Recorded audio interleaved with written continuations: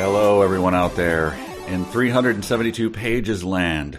This is 372 Pages We'll Never Get Back. I'm Michael J. Nelson, and Conor Listoka is with me. How do you like my 372 Pages land? I figured that would get a cringe out of you. I think that hopefully this is the most popular podcast in 372 Pages land. Hopefully they're not listening to a lot of like Radio Lab. That would sort of be off-brand. Hang on, the Arbitron ratings just came out. Let me see. Oh my God, we're 10th in 372 land. Ooh, let's get these numbers up, people. Yeah, we need to start, I don't know, like building a throne out of skulls or something. That's not acceptable. They need to fear us more.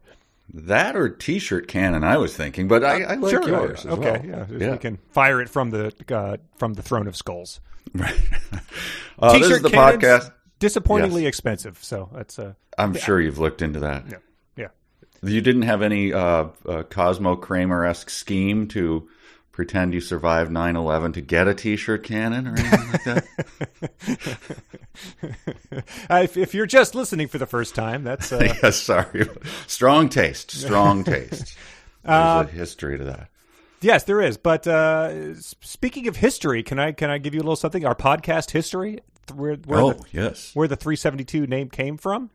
Yes. You'll all know that was the amount of pages in Ready Player One.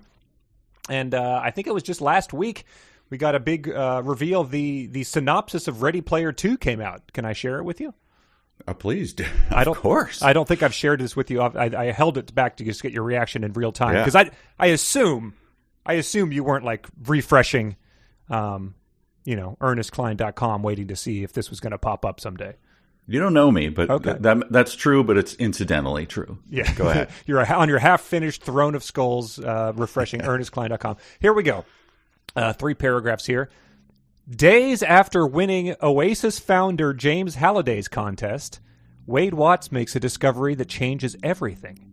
Hidden within Halliday's vaults, waiting for his heir to find, lies a technological advancement that will once again change the world and make the Oasis 1,000 times more wondrous and addictive than even Wade possibly dreamed. With it comes a new riddle and a new quest, a last Easter egg from Halliday hinting at a mysterious prize, and an unexpected, impossibly powerful, and dangerous new rival awaits, one who'll kill millions to get what he wants. Possibly Mrs. G, the poor woman downstairs. Wade's life and the future of the Oasis are again at stake, but this time the fate of humanity also hangs in the balance. And then we get the wrap-up.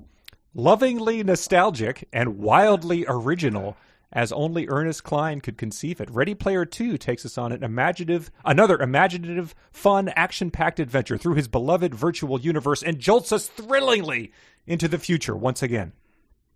I thought that third paragraph was going to be a disclaimer. There are no pop culture references in this book. Right, we apologize for any inconvenience this might cause. Please seek it elsewhere. The internet has existed for the time between when this book was published, so you should be good to go. It sounds like they've got the exact same hose of slop to fill up the trough. It's amazing. It takes place days later, so it's not like you even have a... a lot of things changed, and I grew up in the years since I won this, and had a son and a daughter with Artemis, and reorganized my priorities.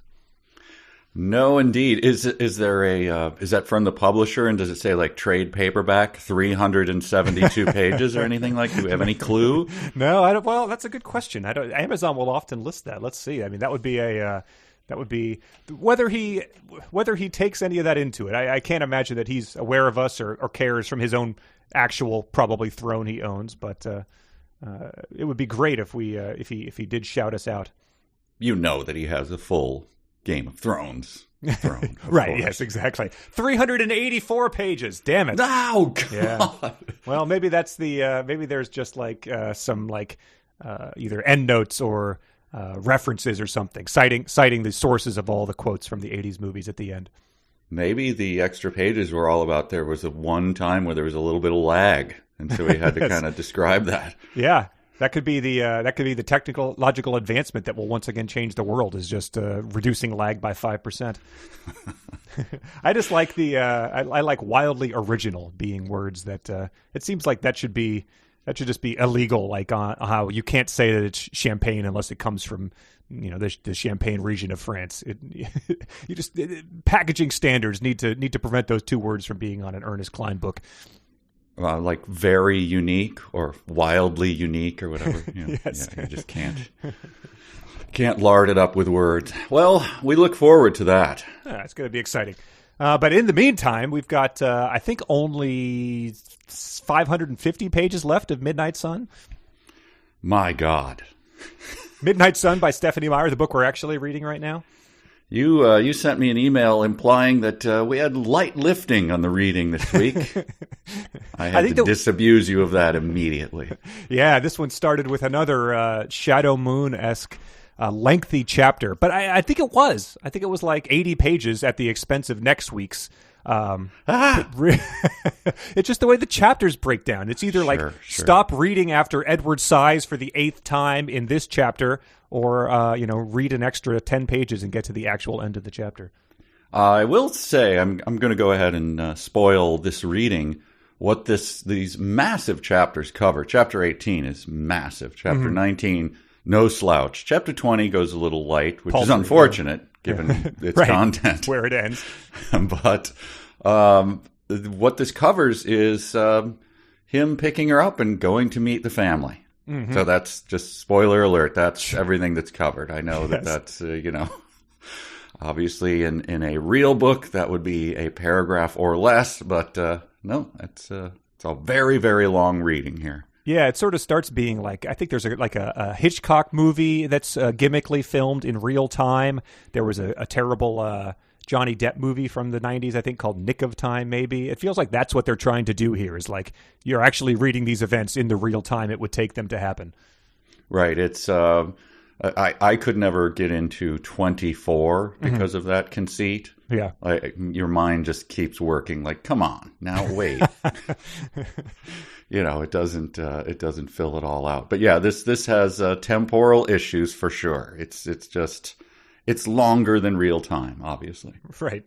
Well, I mean, we might as well get into it. I believe we've got the three major departments, right? I know we have emails. We have some good emails. We have dumb sentences, of course, and you're grilling me on fanfic again.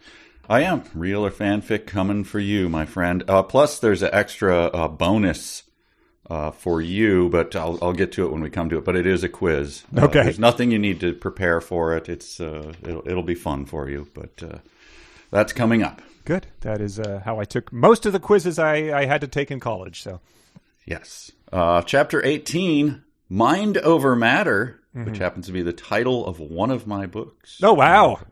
Yeah. Well, maybe that's that's a shout out from her for all the mockery of the movies you threw her way. Absolutely positive that it is.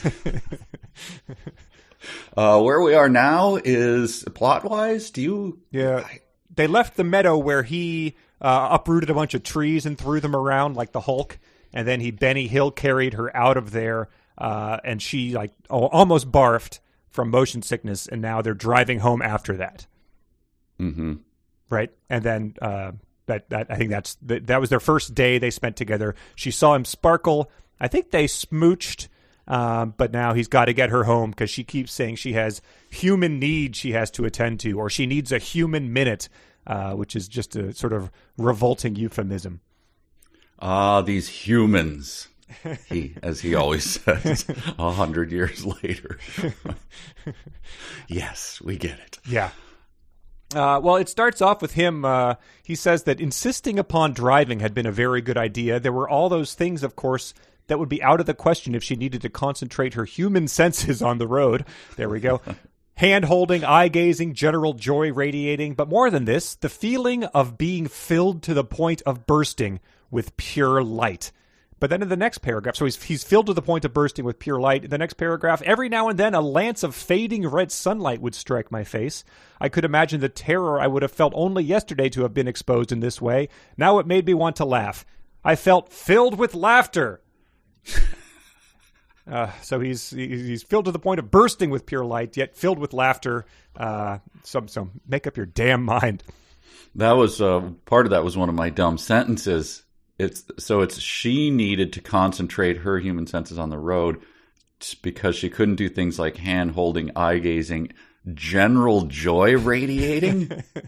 Oh. Yeah, that's bad.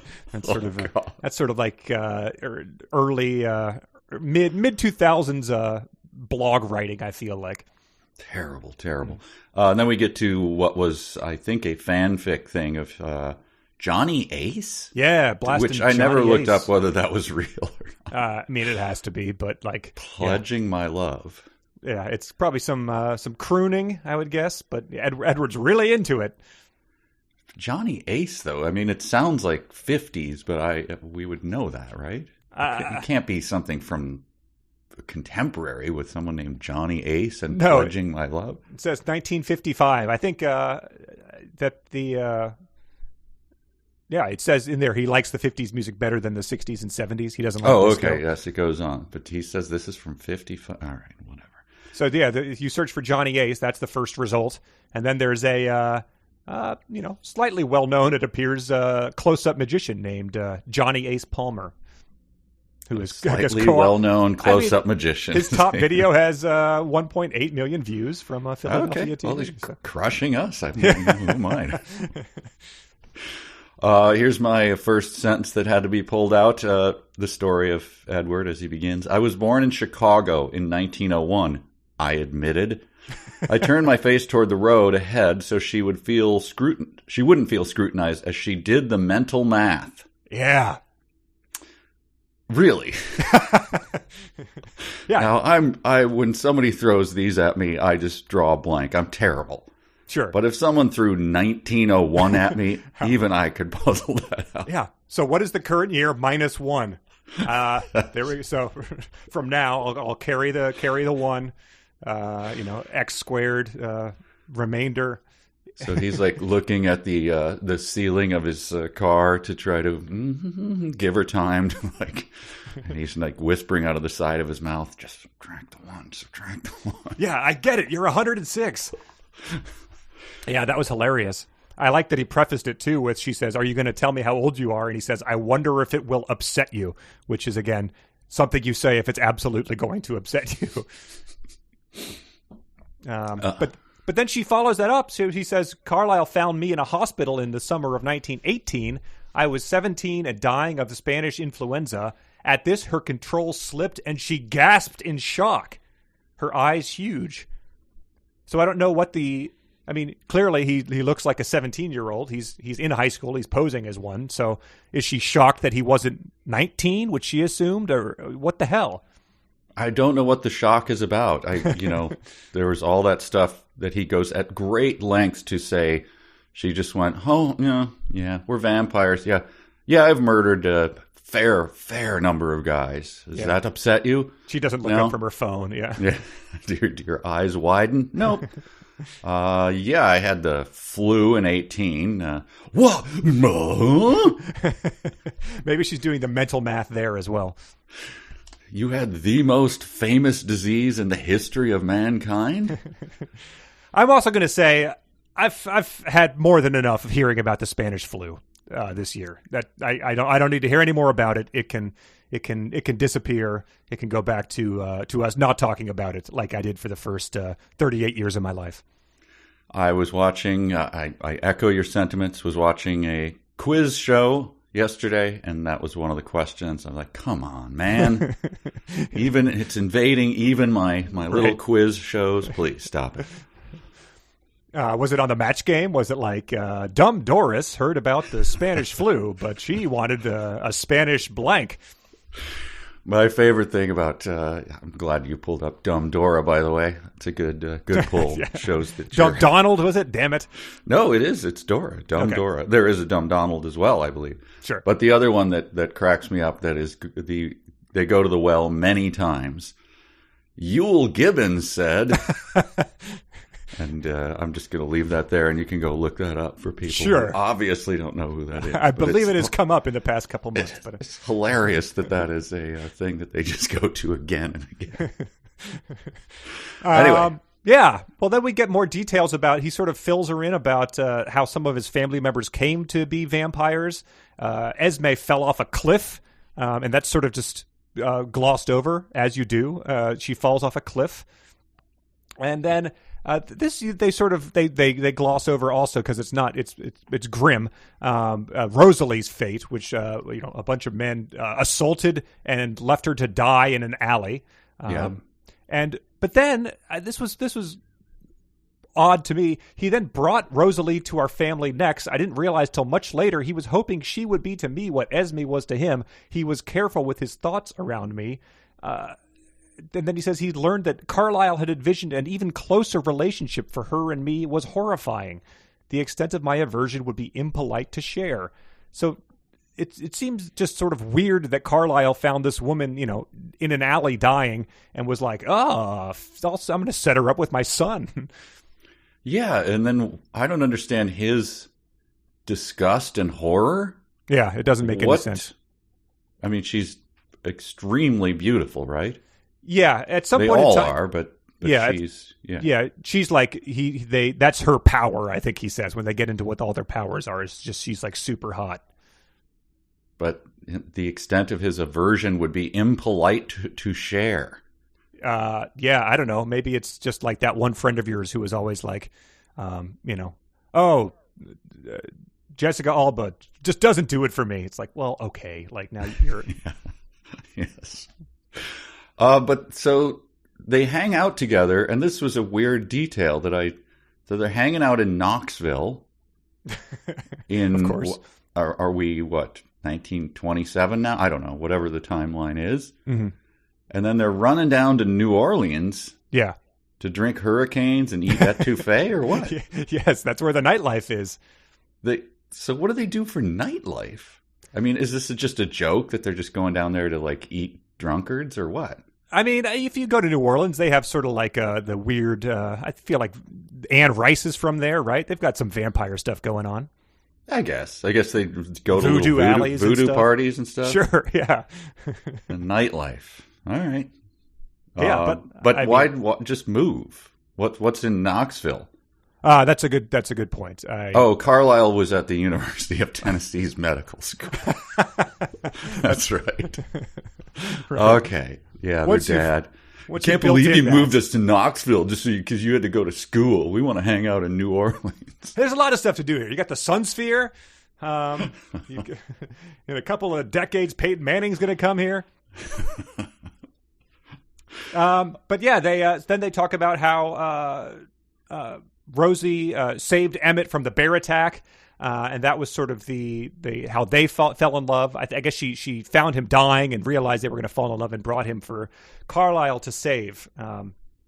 And then they get into talking about Alice as guests because Alice is the one that they don't know the backstory of.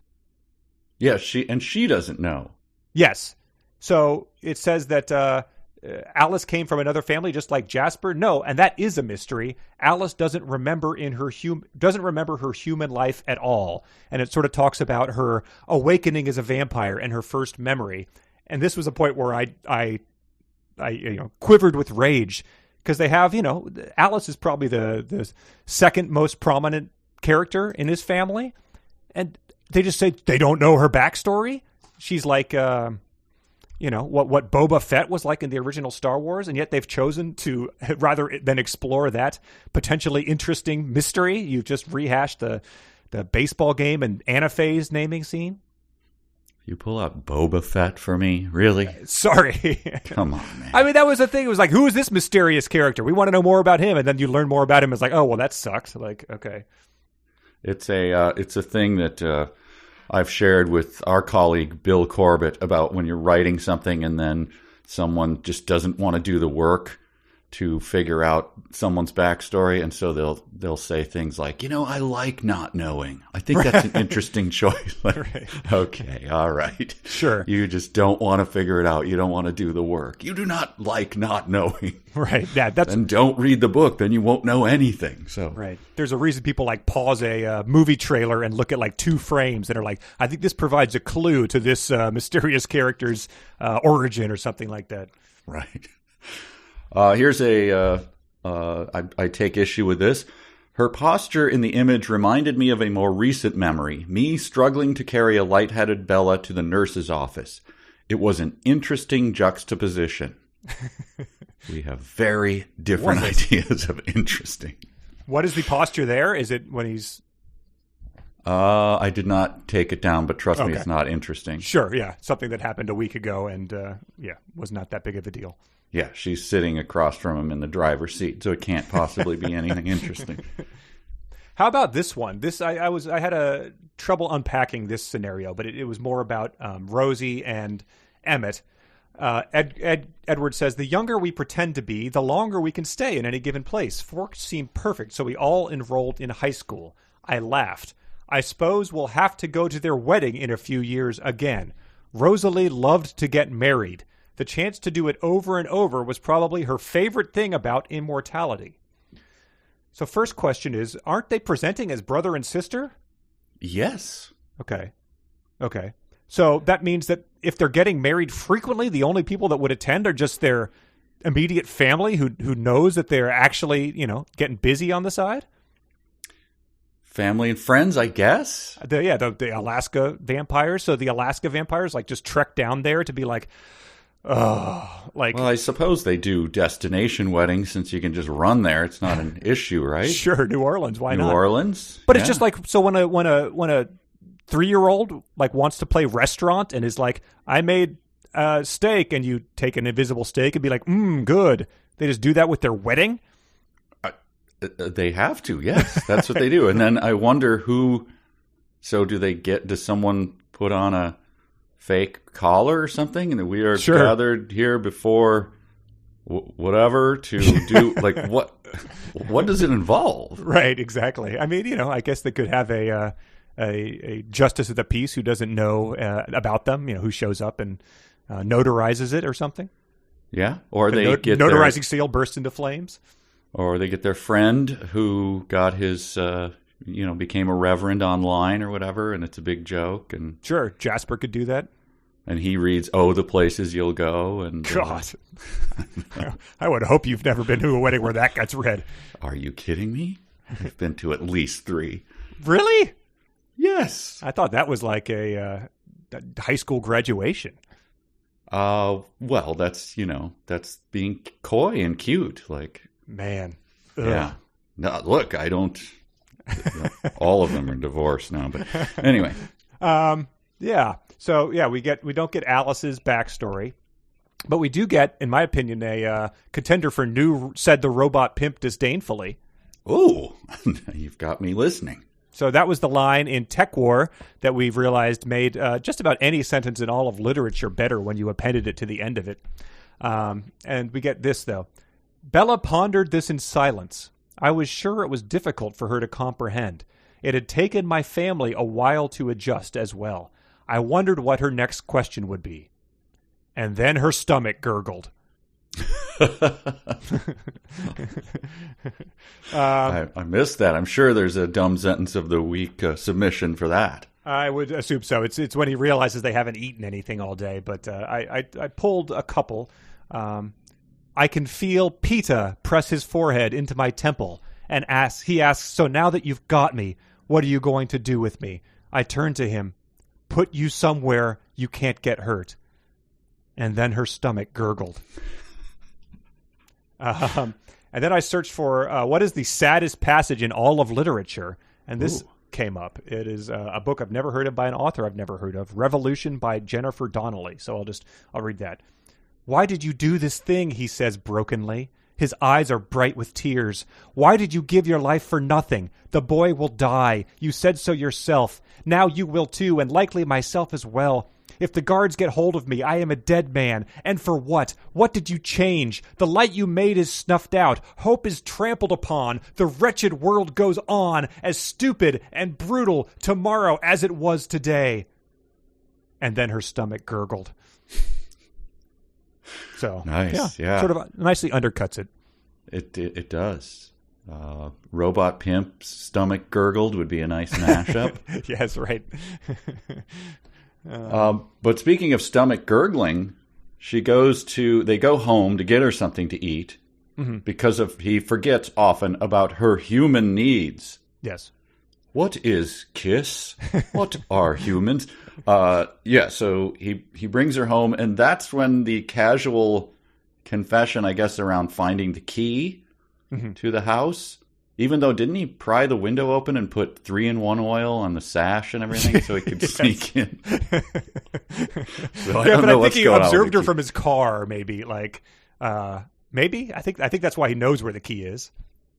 Okay, so anyway, that's the confession, that he sits and watches her all the time. Yeah, he watches her sleep. And that's given just a little bit of a, oh, really? Well, what else am I going to do at night? And that's kind of just, okay, well, yeah, you're right. What else are you going to do except sit in a rocking chair in the corner and creepily stare at every second of my sleeping and listening to me in my sleep? Right. So this is they've spent a couple hours alone for, I believe, maybe the second or third time today. And he reveals that he's been watching her sleep for weeks at this point in time. I mean, you've been married for over 20 years. I've been married for 10. If you just sort of casually mentioned to Bridget tomorrow that you've spent the past 3 weeks sitting by the bedside watching her sleep, what would she say? Let's get some lunch. I think she might be rather disturbed. I think she would not playfully punch my shoulder and ruffle my hair or chuck my chin, as they say, and go, let's get something to eat. Yeah, yes. I think it would be a little... What on it earth would be is a little wrong darker with you? than that. Yeah. But yeah, he says, are you very angry with me? And she says, that depends. And so he's wondering what that means. But he says, I was disgusted by the thought that she was reserving judgment until she knew exactly how offside my lurking had been. Did she imagine that I was as depraved as any peeping Tom, that I'd leered at her from the shadows, hoping for her to expose herself? But she, of course, is just concerned about what he heard her saying in his sleep, which is that's the least of anyone's worries. I would say that he's leering at her from the shadow, hoping to expose herself, would probably be 99.9% of anyone's concerns when they reveal that someone's been watching them sleep. Yeah, you can have at anything I say in my sleep is I'm an open book, because most of it is gross noises. Right. Yeah. There's not going to be a lot of revelations. Yeah. At least for me, I've known people who do do the mumbling thing, but yeah. I don't think you can count it as any kind of truth or anything. I don't know. Yeah, seems like it's only in Shakespeare villains with things weighing on their minds or something. Right. Yeah. I one time, probably was 10 or something, wandered into my parents' room while they were still awake, reading in bed or something. But I said, "Mommy, where are the flowers?" And they all right, let's get you back to bed. I guess that is like a creepy thing in retrospect, like a la la la la la la. But wow. It again wasn't weighing on my mind or anything. I had a roommate for a brief period of time, and you'll understand why it was brief when I say this. That he would get pretty lit up, kind of in the middle of the day, and come and take naps at like 5. Naps. And he'd pass out. And one time I was sitting watching TV, and he woke up fully. He kind of looked at me. I was like, man. Seems like you okay now? He kind of shook his head, and he walked over to our shared closet, opened it. I said, can I help you with something? Kind of followed him over there. It was slightly strange to just wake up and look in this closet that was like coats and shoes and things. And unzipped and just started weeing all over our shoes. And I was just yelling his name. Right, yes. If I said his name, everyone would know who it is. An unusual name. Uh-huh. And then he just finished his duties, went and laid back down, and fell dead asleep. And I was just screaming and I was obviously enraged at this. So, because it's like once you're up and walking around, and at a normal time of day, it's hard to imagine that you're hammered to the point where that's going to happen. Well, it's the hammering. How can you put it? You're doing this. He wasn't stumbling around. It was like he just walked over. It seemed fine. Anyway, yeah. I did not learn anything from that other than that I don't want to be his roommate anymore. Yes, so, exactly. There was no revelations. It was just this guy's a a-hole. Yeah, but he does reveal that he's been hearing her say his name in his sleep. And he just says, don't be self-conscious. If I could dream at all, it would be about you, which is cringe, as they say. Yeah. Hey, I'm listening to you in your sleep, and you do say things. Don't be self-conscious. Weirdo. Right. Yeah. I'm sitting in a corner. Yeah. Yeah, I put a motion sensing camera in your toilet. Don't be self-conscious about that. What? Like, why are you embarrassed? Everybody does. I mean, come on. I've invaded the most private and intimate moments of your life, and now I'm telling you about them in your own house. So she makes some food, and here is the creature who cannot understand these weird humans, these mortals and their strange ways. I could smell oregano, onions, garlic, and tomato sauce. Something Italian. Wow. So, yes, I have no concern for eating. I don't care. But, is that anise, or is that more like... No, that's probably an Italian spice mixture. So I'm getting a little of the rosemary. And, like, why is he... Right. Does he watch the Food Network and just sort of not appreciate it, like Ken Beatrice with Arby's curly fries? I guess so. I thought briefly to pull in something very, very old, Johnny Longbone Stew. Oh, yes. That's which is a small moment from an inconsequential movie from the Mystery Science Theater days that had us obsessed on it. And I think when I showed you, I was like, well, this is going to be another one of those things where... You build it up too much. We way built it up. Yeah. And then you watch it, you're like, no, I can see. He seemed sort of irritated to have to name all the ingredients in his stew. Yeah, he just says, like, what is it, like corn, potatoes, onions. Chicken, onions. Look, Yeah, no, that was built up, and it was the sort of thing that was like, yeah, if we had the means to explore that more, that's the sort of thing you do want the opportunity to drill down on, because in real time you can't be like, let's rewind that and explore why he might be so irritated about having to list the stew recipe. Anyway, yeah, so she's making Johnny Longbone Stew, and he's just sitting there. Charlie, I assume, is Charlie's off fishing, right? Yeah, but he's coming home. They at some point in time, I glossed over the heating and eating, but they do hear his car drawing closer, and the thoughts of the driver were very quiet.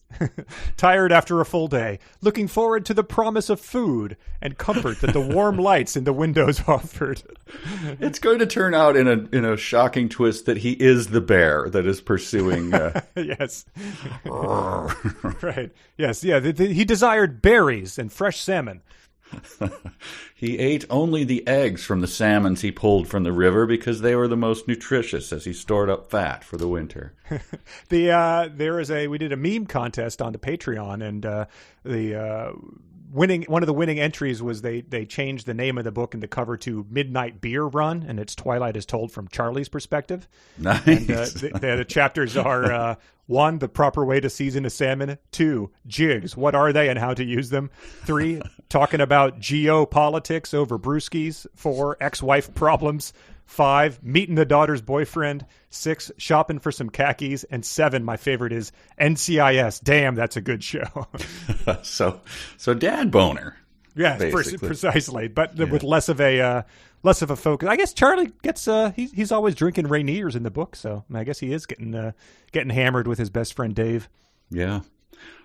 Yes, I pulled that out too, but I don't want to skip over. There's a super blush, and I just wonder if there's a medical person out there who can, because we need to continue to diagnose her problems.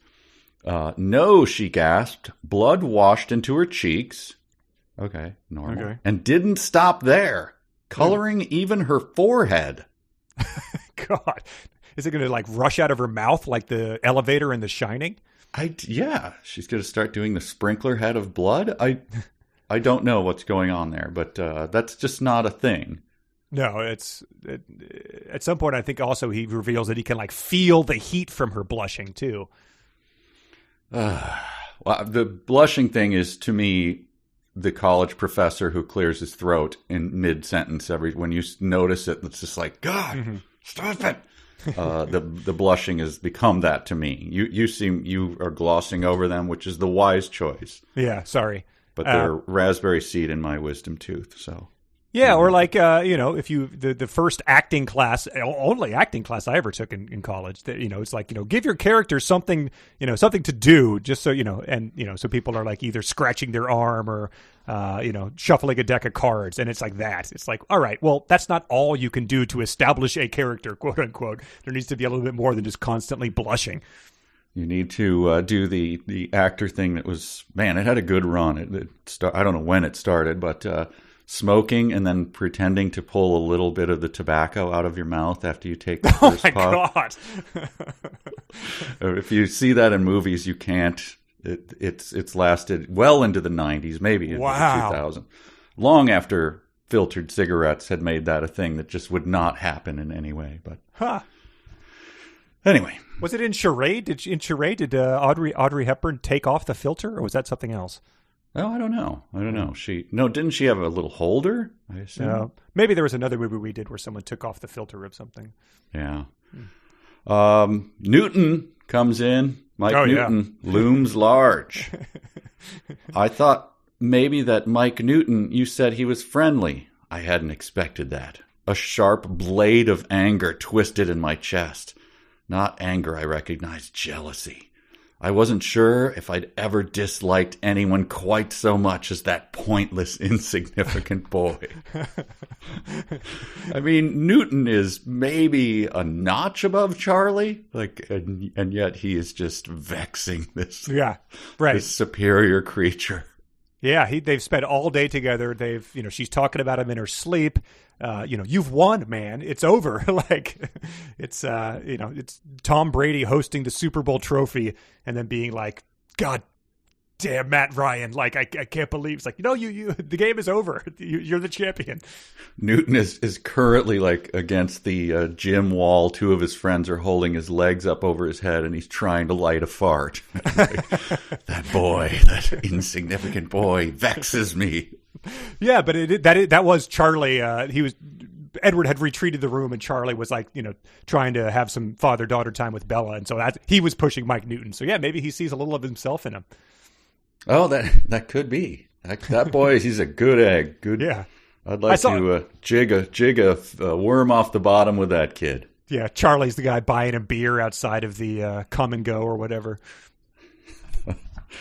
So then they just start what now becomes, this is a nauseating new development in the book, is just the touching and the making out. Mm-hmm. In the field, they laid near each other. I guess there was sort of touching and feeling skin and everything. He laid his ear on her, over her heart, and listened to her heartbeat for a long time. Yeah. Now, but this is just coming fast and furious now. But he says this. The physical pain in my throat had never eased in the slightest, though it did nothing to take away from the pleasure of touching her. Mm-hmm. So I tried to, what would that be like? If I was eating a really good apple, while at the same time someone was sawing off my big toe, would I be like, it's searing pain. Right. But this is a crisp apple. This is, the one there where you take the bite and it kind of flakes off and like a crisp little, it almost shoots into your mouth. And no, there's nothing better than a crisp apple. Yeah. But I think that searing pain might tend to overwhelm it. Brother. Yes. Well, she's sort of, this might shed some light on that. Her laugh faded and a hint of worry line appeared between her brows. How can it be so easy now? This afternoon... And then he sort of explains, he says, though we were more, because this afternoon was when he, flipped out and uprooted trees and punched a hole in a mountain and drank a whole lake because he was so angry. Right. But he says, though we were more in sync than we'd ever been, I had to remember that her afternoon in the meadow and my afternoon in the meadow had been quite different experiences. How could she begin to understand the kind of changes I'd gone through in those hours we'd been together in the sun? And I was just like, yeah, I mean, please explain, because they really don't make a ton of sense. You're right. A horrible undead ghoul that was going to drain her until you ate a whole bear, and now you're like lovey-dovey in bed listening to There's a Possibility. Yeah, this is if there was a boyfriend, just put him in the human context. The guy who goes to the bar, does a bunch of shots, and then punches a bunch of the glass out of the parking meters, and then calls her and screams Bella, and then comes over later after he's sobered up. It's not I love you, you bitch kind of thing. Yeah, you don't. This is not a good start, you know. Right. You don't assume it's all smooth sailing from now. He went through some stuff, but he's good to go. Right. It's all just romance and joy from here on out. Yeah, but that's even if the guy who punched the parking meters and slapped a police horse had also said, "I have a strong desire to kill you and drain your blood." Usually they don't say the quiet part loud like that. That's true. But then he offers this explanation. He just says, "Mind over matter," I said again. And then she says, "Wow, that was easy." And he says, "Easy for you." And so they've hand waved that over. He just has used mind over matter, and now he can lay next to her and smooch her arms and stuff without wanting to kill her. Also, kind of a dick move there. Like he says an easy thing, mind over matter, no big deal. Right. Oh, sounds like no big deal. Well, yeah. For you, God. Right. Yes. I'm just repeating. I'm just sort of agreeing with you. You ass. Right. We're still doing this, by the way.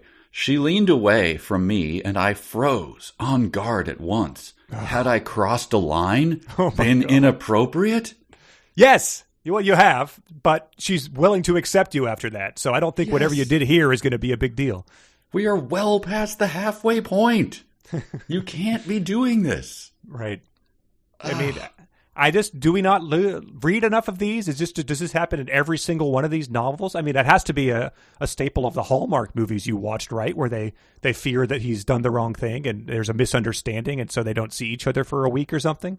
Oh, those are, I mean, on Hallmark, that would be a little too tense. The third act separations last just mere minutes because the tension is too much. Okay, like a missed cab or something like that, and then they reunite at the destination. Yeah, the coming into the dance, holding flowers, and then seeing her with the guy that she used to be with, and that guy had pulled her close to kiss her, and then he walks out, and then she pulls away. What are you doing? Right. Okay. I'm in love with another man, and then 3 minutes later, but I saw you.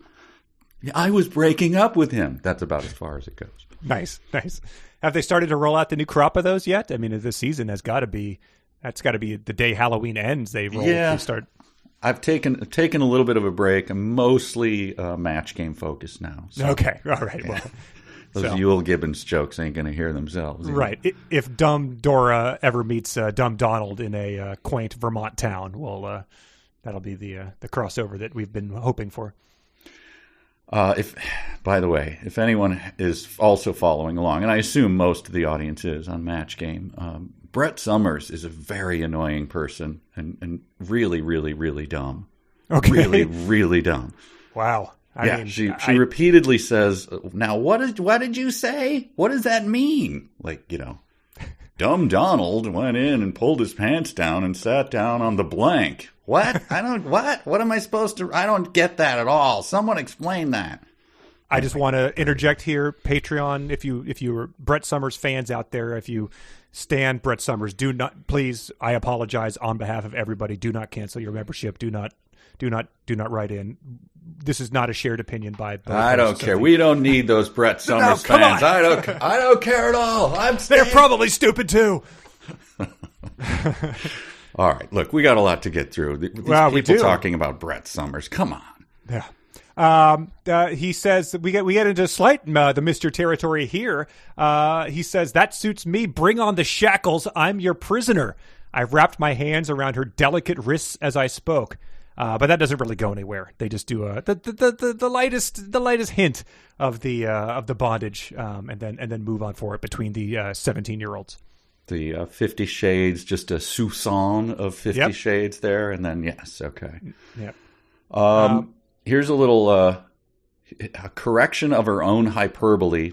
Bugged the hell out of me. But even if she wasn't like a sister to me, even if Emmett didn't belong with her, she could never have 1/10. No, 100th of the attention you hold for me. God.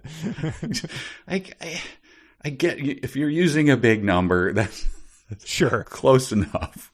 Right. No, 100. No, wait. No, 1 in 7,000. No, wait. It's maybe big. No, a little bit smaller. 1 in. I 6. turned away as she did the mental math to calculate how much that would be. But then, yeah, so this is where he says, it wasn't as if I could deny Rosalie's exquisiteness, but it was an unnatural, heightened thing, sometimes more disturbing than attracting. So again, readers or listeners, you could tell us what that might mean to you. It doesn't sound like she's one of those people who has had so much plastic surgery that their faces, resemble like the mask of an attractive person, because he doesn't say that. He says she's actually beautiful. So that's what I would think about in that sort of thing. But how, I guess we need a chart for that. Think of some of the heroines of our book. Who was in Digital Fortress? What was her name? Oh yeah, Susan Fletcher. Susan Fletcher. Yeah, the hottest woman alive. And of course, Anastasia. No, what's her name from? Yes, Alicia. Alicia, constantly Liriana, described. of course, yes. Alicia and this one seem to be described kind of the same. Like 1 second, just like blazingly, hot in the sort of, supermodel, early, sort of shapely hot, but then also like drowning in a sweater and tiny wrists, and where you can't figure out like how is this working? Is it sort of Zoftig, or is it, a Rubenesque? What are we getting at here? Right. I think just, imagine your favorite hot Hollywood actress, and this is probably what we're going for here, is sort of what they're getting at with all these women in these books. But then his sister is hot in a different way, but we're just supposed to know what it is, I guess. Impossibly hot. Yeah, exactly. Too hot. Right. But, but then again, she off-puts all the boys in the high school because, when Bella walked in, she was getting all the attention, and as opposed to, the woman who's already been at their school. But I guess she's taken by her brother. It's hard to comprehend. It is. But at least we get this. In the middle, again, more than halfway through. Hisses Bella. I've decided what I want to do, she announced. I waited eagerly. I want to hear more about you. Oh, yeah. Dear God. I think I wrote no with approximately 9 O's at the end of the no. So that was, they were on the verge of getting sexy here. He says, so if you don't want to sleep, I asked, was I selfish? He says, if I don't want to sleep, she echoed, what do you want to do then? And then she says, I've decided what I want to do. And that's where sort of the bass line starts kicking in.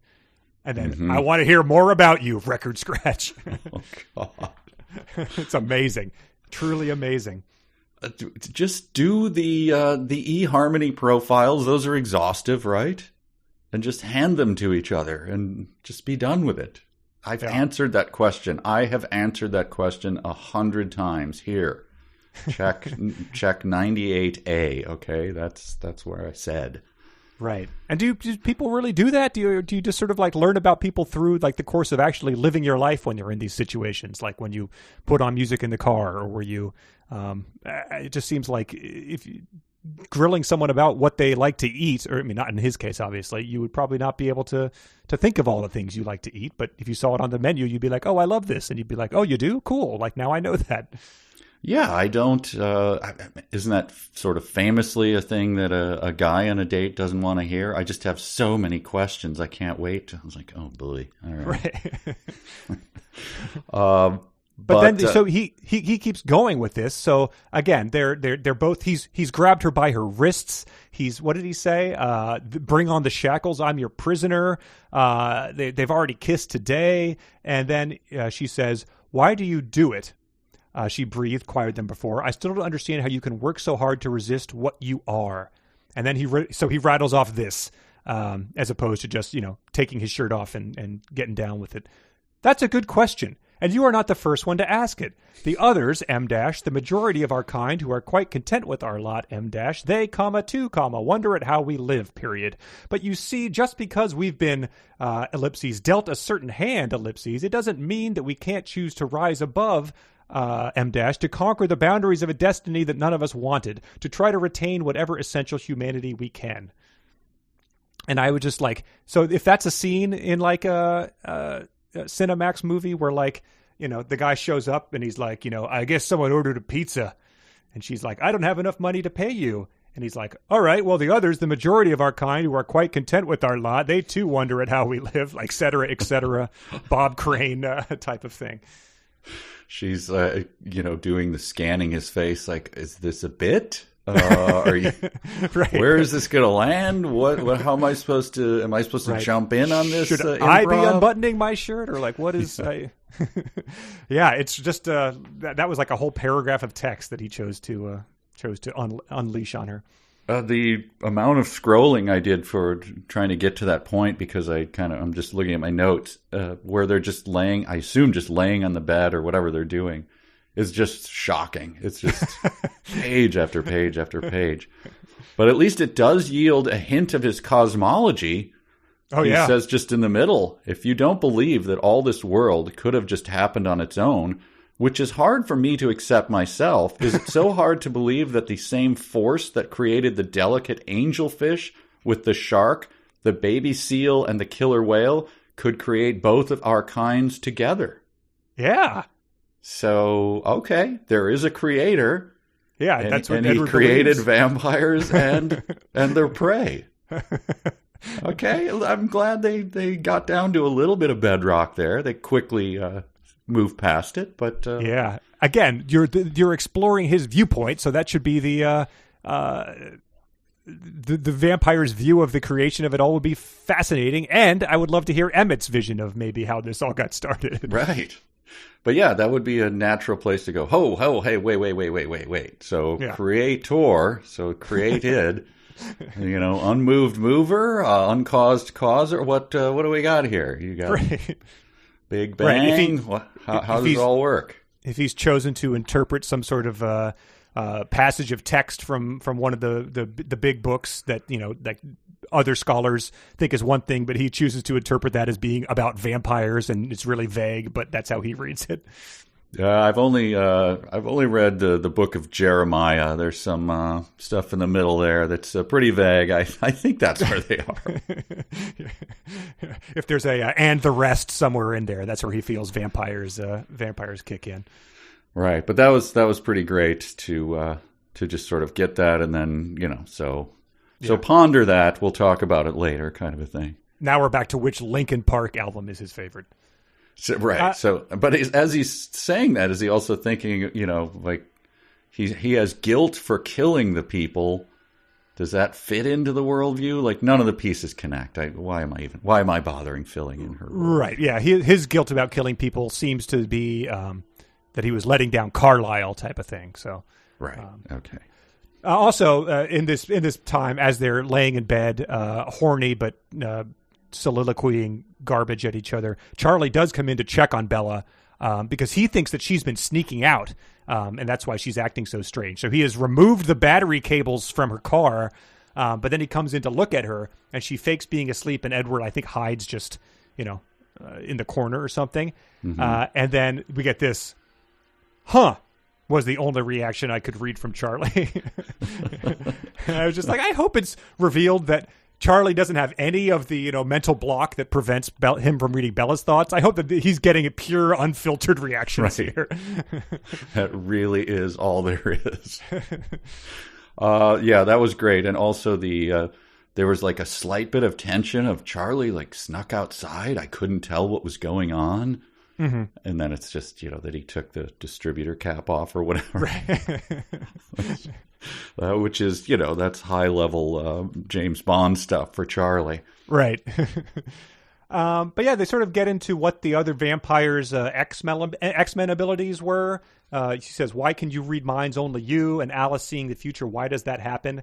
And, he's, again, hand waves it away. I wished I had a better answer. I shrugged and admitted, we don't really know. Carlisle has a theory. He believes that we all bring something of our strongest human traits with us into the next life, where they are intensified like our minds and our senses. He thinks I must have already been very sensitive to the thoughts of those around me, and that Alice had some precognition wherever she was. So she already had precognition, which is not a thing. but that was amplified into her secret vampire power, which are also not a thing. Yes, and I love that we later learn that Carlisle does a lot of theorizing. It's mostly wrong. In fact, shockingly wrong at times. So this is just this is a just so story, right? Just like, how did the camel get its humps? How did we get these powers? Well, maybe when we move over to the other place, like that's the amount of thinking they do about it. Yeah, that's my theory anyway. Well, they've spent so much time pontificating on the creation of the universe and vampires, as indicated by his earlier philosophizing. So they don't have much time to look into these superpowers. Sure. I have a number of these. Well, I have like a handful that I'm going to present to you. I want at some point, I assume, life goes the way you plan. You and Lauren will be together for a long time. You'll have a lot of chances to say these things. And this is a thing he says to her that I want you at some point to pull out and say to her and see if you can get away with it.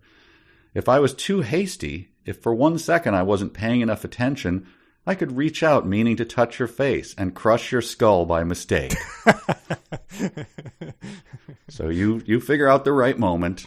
I will. I'm not sure if she'd believe me, to be honest. I might have to get some sort of cybernetic Thanos-style glove installed or something. Do what you have to do. And, all right, fine. You can expense that if you need. Okay, great, yes.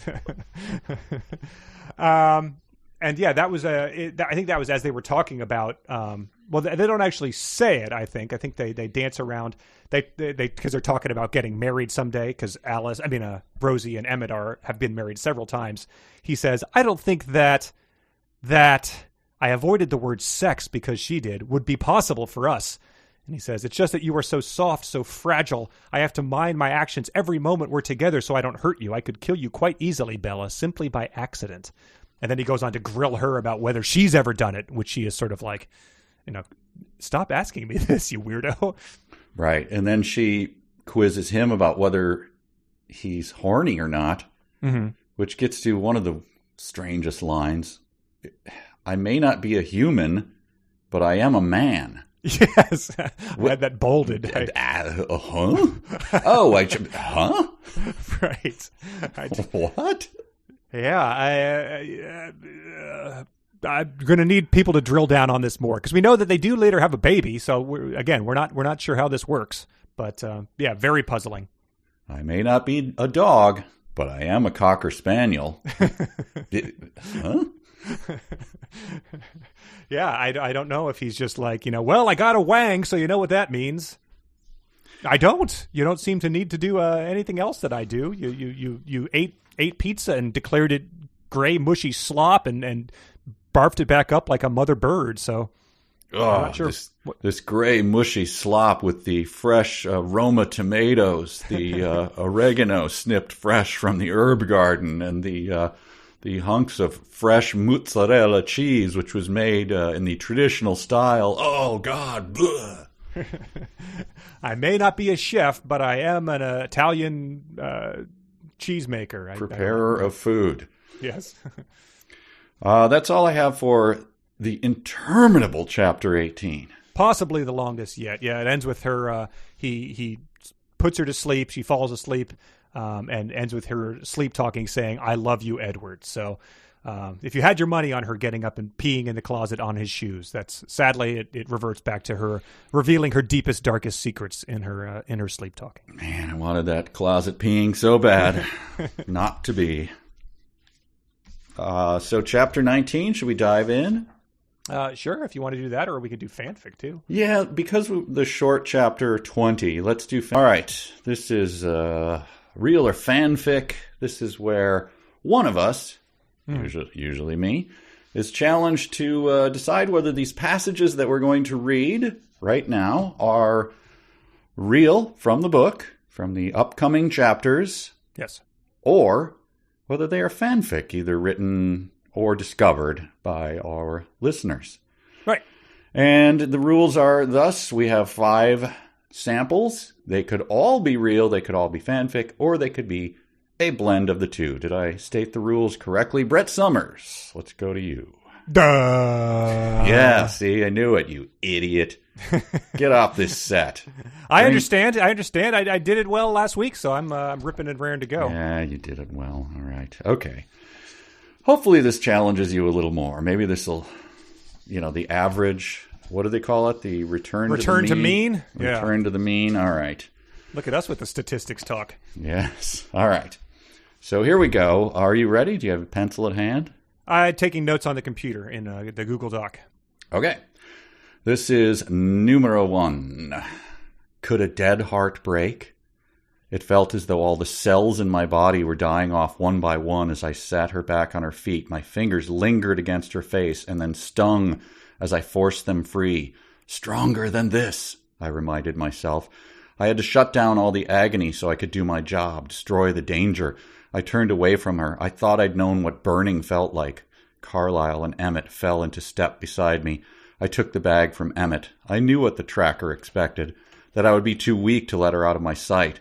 I cradled the bag as though it contained something infinitely more precious than footballs and hockey sticks as I rushed down the front steps, flanked by my brother and my father. Wow. You know what?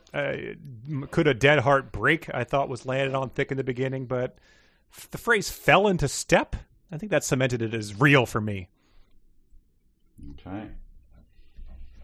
Oh, my pen's not working. Brett Summers, fill the time. Okay, I'm back. Thanks a lot, right. Brett. You did nothing for us there. Number 2. Ducking into the driver's seat, I wrenched off the casing on the steering column and twisted the ignition wires together. I could only hope the nitrous canisters were full. Okay. The gas tank was at 3/4, plenty more than I needed. The others climbed into the car. Carlisle in the passenger seat and the rest in the back, and the engine was thrumming eagerly as we reversed into the aisle. No one blocked my way. We tore down the length of the enormous garage toward the exit. I clicked on the heating button on the dash. It would take a moment for the nitrous to heat from gas to liquid. Alice, give me 30 seconds ahead. Yes. The descent was a tight corkscrew that spiraled down 4 floors. Midway, I ran up against the back of an Escalade on its way out, as Alice had seen I would. The way was so narrow I had no option but to ride its tail and try to startle the other driver with one long honk. Alice saw that wouldn't work, but I couldn't resist. Oh, my God. All right, yeah. Hot wiring a car and pumping it with NOS. I think they took a Fast and the Furious scene and substituted some Twilight names. Fanfic. Okay. Number 3. And just who is this darling thing? Victoria purred. She gently slid her fingernails down the vein in Bella's neck.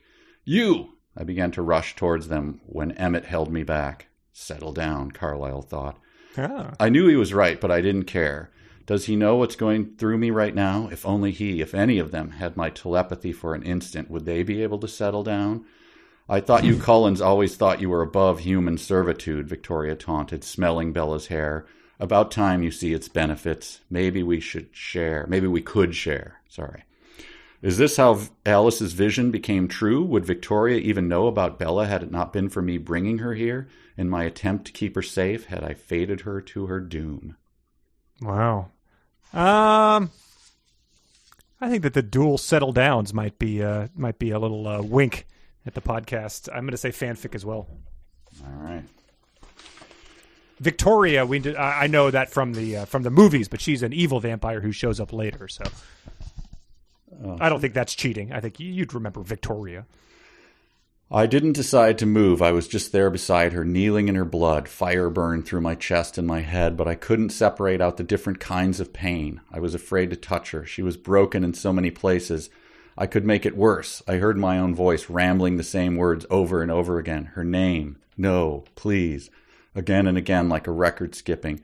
But I wasn't in control of the sound. I heard myself screaming Carlisle's name, but he was already there, kneeling in the blood on the other side. The words pouring from my mouth weren't words anymore, just mangled, heaving sounds. Sobs. Carlisle's hands traced from her scalp to her ankle and then back again so quickly they blurred. He pressed both hands to her head, seeking ruptures. He pushed 2 fingers tight against a spot 3 inches behind her right ear. I couldn't see what he was doing. Her hair was saturated with crimson. A weak cry broke through her lips. Her face spasmed with pain. Bella, I begged. I'll say that's real. I don't remember what happens to her, but writing seemed convincing. Final one. Manners wore thin as the score fluctuated, and I wonder what Bella would think of us, Esme's warning notwithstanding. But when Rosalie shouted that I was a pathetic, cheating tool because I'd known exactly which tree to scale in order to catch her fly ball, and later a leprous swine tagging her out at third, Bella just laughed along with Esme. Rosalie wasn't the only one hurling insults as we played, but this time Carlisle wasn't the only person who wasn't. I was on my best behavior, though I could see this irritated Rosalie more than if I'd matched her trash talking. So it was a win-win. Pathetic cheating tool and leprous swine? I'm going to say fanfic. All right. Well. Huh? You give me the fanfics that you know you can achieve, don't you?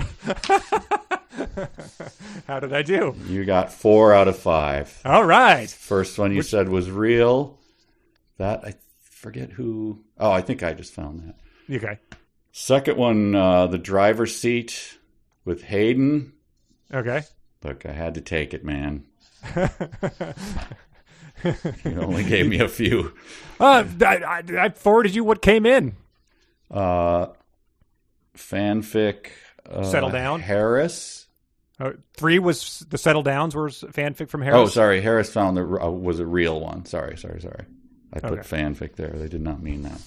Wait, so Settle Down multiples were real? Oh, wait. No. Steven sent in the real one. Sorry. Okay. I had them out of order. So what was Victoria number 3? was fanfic from Harris. Victoria fanfic Harris. Real kneeling in her blood. Wow. Bella, I begged. And then real was the one you said was fanfic, was the last Leprous one. swine? Wow. Leprous All right. swine, yes. She's cheating, throwing out Mr. Burns insults. Yes. So a lot of garbage coming up. Yeah, it sounds like it. But done. But something happens to Bella. Hey, I know the plot of the movie, so that's to my advantage. I mean, I'll try it again with a book we've never read before. You're damn right you will. Let's move on to chapter 19, Home. But so I guess a lot of those people who sent those in were Patreon supporters, which is at patreon.com/372 pages. You get every episode early, as well as other fun bonus stuff like the meme contest I mentioned earlier. So that's patreon.com/372 pages. It is a good time, and thank you everyone who supports it for keeping the podcast going. Yes, indeed. And I would just say, so I have just the sketchiest of things. I want to credit the people who wrote the fanfic, but that's all that I had because they're sent to me sort of without the emails.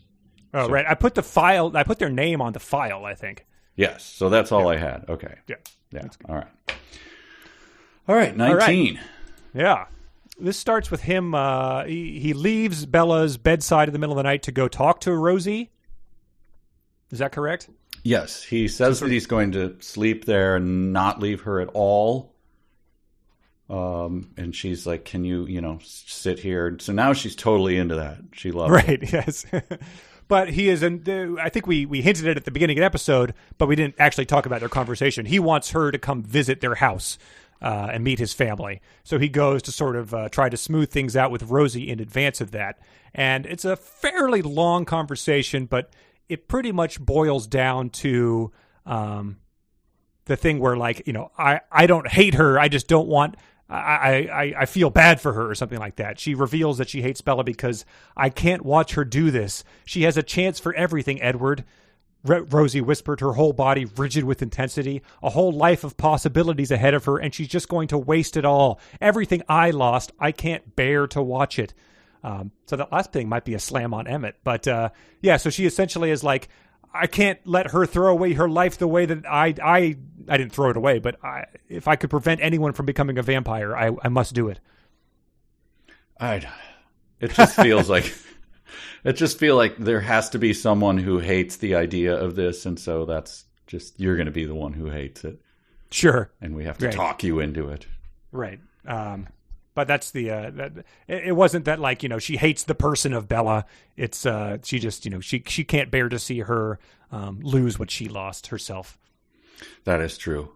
Before that, though, this starts with, again, we need to get to the end of this book. We need to, but we're stuck with this. And them waking up and talking mush to each other, it's like being slowly smothered with a marshmallow peep or something. Oh my God! There was nothing left inside. I bet some people are into that idea. If you look into it, that could be a rig type of thing. Don't pretend you don't moderate that forum. Marshers. There was nothing left inside me that wasn't entirely about her. Mm-hmm. I remembered our first conversation, remembered thinking then that I did not truly have a life. That was no longer the case. You are my life now, I whispered. Though the sky was still full of thick clouds, the sun buried deep beneath, the room somehow filled with golden light. The air turned clearer, purer than the normal atmosphere. We rocked slowly, my arms around her, savoring the perfection. Plop, plop, plop, plop. Noodles, raisins, corn. Johnny Longbone stew coming out. God, right. It's just so painful to read, to try to find this stuff in here. Right, yeah. And I guess she's going for that sort of like, at the base of it, Romeo and Juliet type of infatuation and romance descriptions, but it's just it's so long. We spent 45 pages in a field doing that. We don't need to. And this is like, you're supposed to get up, get out of the house, go talk to your sister, and come back. Right. It's I don't think that's going to stop at any point in time in this series. But when a spectacular moment, though, when he does come back, mm-hmm. she's fishing a box of off-brand Cheerios from a high shelf. Oh, this was so good. So that leads me to your next quiz. Okay. These are all when our kids were little. I grew up not having any sugar cereal, and so I overcompensated when I had my own children, and I did buy them whatever cereal they wanted. Oh wow, nice! I wouldn't do it again. I don't recommend it. I'm not saying it was a smart move, but But they're so good. Yeah, and we obviously we tempered that, but I did buy them because I thought it was funny, and it was my revenge on my dad, making me eat horrible blood sausage for breakfast or whatever. Anyway, so real or fake brand of cereals. Oh, okay, all right. You ready? Yeah. Honey Nut Scooters. Fake. Okay. Toastee-Os. Real. Okay. So these are like store generic brands? Yeah, these are generic brands. Okay. I have all the information is real. I will give you the true scores. Fruity Dino Bites. Real. I think I've seen those. Tutti Fruities. Fake. Churros. Real. Blueberry Muffin Toasters. Wow. Fake. Marshmallow Mateys. Real. Honey Buzzers. Real. The bee, because the bee they're using the same bee as Honey Nut Cheerios. Mini Spooners. Fake. Berry Colossal Crunch. Wow. Real.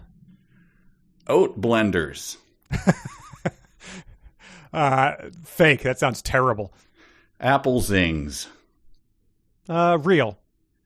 Cocoa Roos. Real. I guess the Cocoa Puffs generic. All right, let me tally the score. Those are all real. Oh, wow. Those are all made by Malto-Meal brands. Mini Spooners? Mini Spooners. What is the... I believe those are the wheat biscuits. Frosted Mini Wheats? I thought about that. Damn it.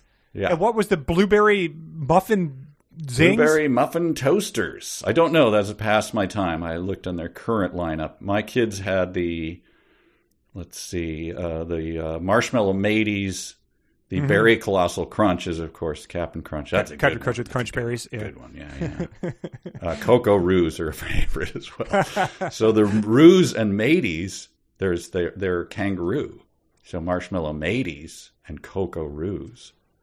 So they're Australian themed, yeah, right? Australian Yes, themed. huh. So I believe the little baby does the cocoa roos, and the mother is the marshmallow mateys. Well, that's fitting. So when you eat them with a spoon, you can say that's not a knife. That's not a knife, right? Yeah. So Oh, anyway, man. well done. Well, very fun. We should do a quiz about real or fake Dr. Pepper clones. That's also very fun. My son, my oldest son, was fascinated by those when he was a kid, and we'd have to stop at if we were driving through a small town, so he would check the local flavor. Local flavor, yeah. So wow. he'll do well. We'll call him up and we'll get him to answer this. Well, I want to get to this whole passage because I found this about one of the most entertaining things we've read because it starts with him saying, it's just a little moment of humor. It's some fun we're having. He says it's breakfast time and she acts all scared and because he thinks she plays like he's going to suck her blood. But he says, I couldn't help but smile at her. I supposed if vampire jokes were going to become a thing with us, I could bear it.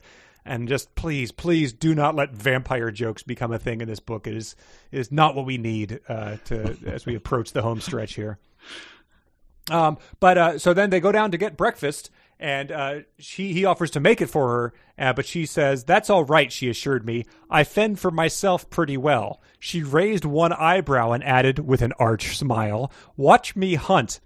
And then we get this description. Edward says, "It was enlightening and alluring to watch her in her element. I hadn't seen her this confident and at ease before. It was clear she could have located everything she was looking for while wearing a blindfold. First a bowl, and then, stretching up on her toes, a brand of off-brand Cheerios from a high shelf. Spinning to tug open the fridge while also pulling a spoon from a drawer she then nudged shut with her hip."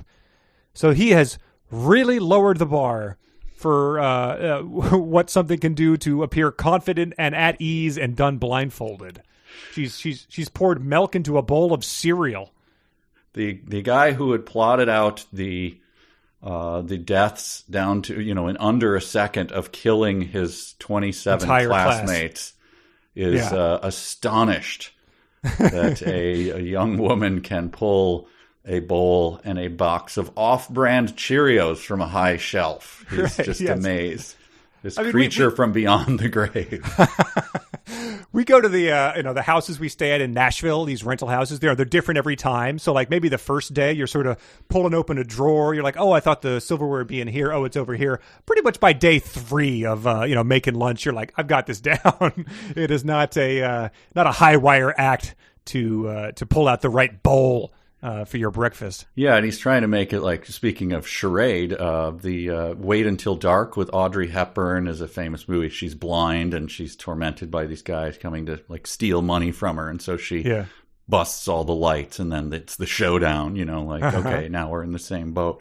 Right. And she's able to navigate everything. This is her getting, wow, she could have been wearing a blindfold to find the bowls. Like, we've all hunted around in the dark. We could make it happen. I've poured a glass of milk at night. I'm probably fine.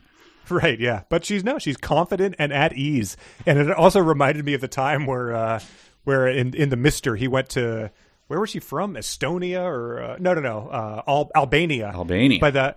He said something. He's like, the airport was like, there was like a donkey, urinating in the corner, and the TV was broken. But my rental car was a revelation. And then it's revealed that it has like a CD player and like automatic windows or something. It just that stuck in my mind. So it was a basic car from 15 years ago. Okay, what a revelation. All right, I'm going to keep them coming. This is another challenge. You've got the other one. You're going to crush Lauren's skull. Here's your next one. Got it. Yep. You'll have plenty of time to say this if it takes 40, 50 years. Sure. Okay, I'm decent, she said. There's probably going to be a time, where she says that, Sure, gets out of it. Yeah. All right, we're ready to go to dinner. I'm decent. Wrong again, I teased. You are utterly indecent. No one should look so tempting. It's not fair. I mean, the just pressing the button on the wall that says divorce, the divorce alarm, right, will happen immediately if saying that. Well, if you're going out to like a nice dinner with her parents or something, and she's carrying, I don't know if she carries like a clutch purse, but if it's got sort of a metal rim along the side of it, it just goes right upside your head immediately. Yes. Whack, and leaves the little imprint like, oh, wow. What are you saying? Why did you just say that to me? And so is this, so she's just gotten showered, I guess? Yes, this is where she comes out with the wet tangles of hair. And oh, boy. I hope her wet tangles of hair look better than the inedible-looking slush that was a result of her deft cereal preparation. So I guess maybe his skill only extends to the Italian foods? So like when she's eating the gray slop, he's not able to go, okay, crushed oat bran, guar gum, sugars from both, and safflower oil. Am I smelling safflower oil? What's the thing they always put on to prevent caking? That's something that's always in a list of ingredients. Silicon dioxide to prevent caking. They always specify that. Yes. Like that's the one thing I was going to question. Oh, I'll take mine caked. I don't care. Keep that stuff away from me. She was curious. He said, "Are you going to tell Charlie I'm your boyfriend or not?" Still looking down, she asked softly, "Is that what you are?" And just to put it out there, they have repeatedly said that they love each other. I love you. I love you. I will never leave you. Right. I would rather die than be apart from you. But then he said, he'll need some explanation for why I'm around here so much. I don't want Chief Swan getting a restraining order on me. Will you be? She asked anxiously, ignoring my mild joke. Will you really be here? And again, he has watched you sleep every night, and that was before you had even kissed him. So I think his intentions are pretty clear here. Right. And throwing out the stuff about Charlie, remember he made the shocking revelation earlier. I think it almost started a chapter or something. I'd never spent much time around the police chief. Right. Yes. So, I mean, I guess he is really getting to know Charlie, man. He's a guy who'll walk into a room and go, huh, and walk out. Right, yes. I think earlier in this chapter when he checked in on Bella, it said, I felt confident due to his usual patterns, but also his murky but cheerful thoughts that he was going fishing again. So he's just he's like a cartoon character from the 30s that's just like whistling as he walks along with his pail and fishing rod to go down to the river.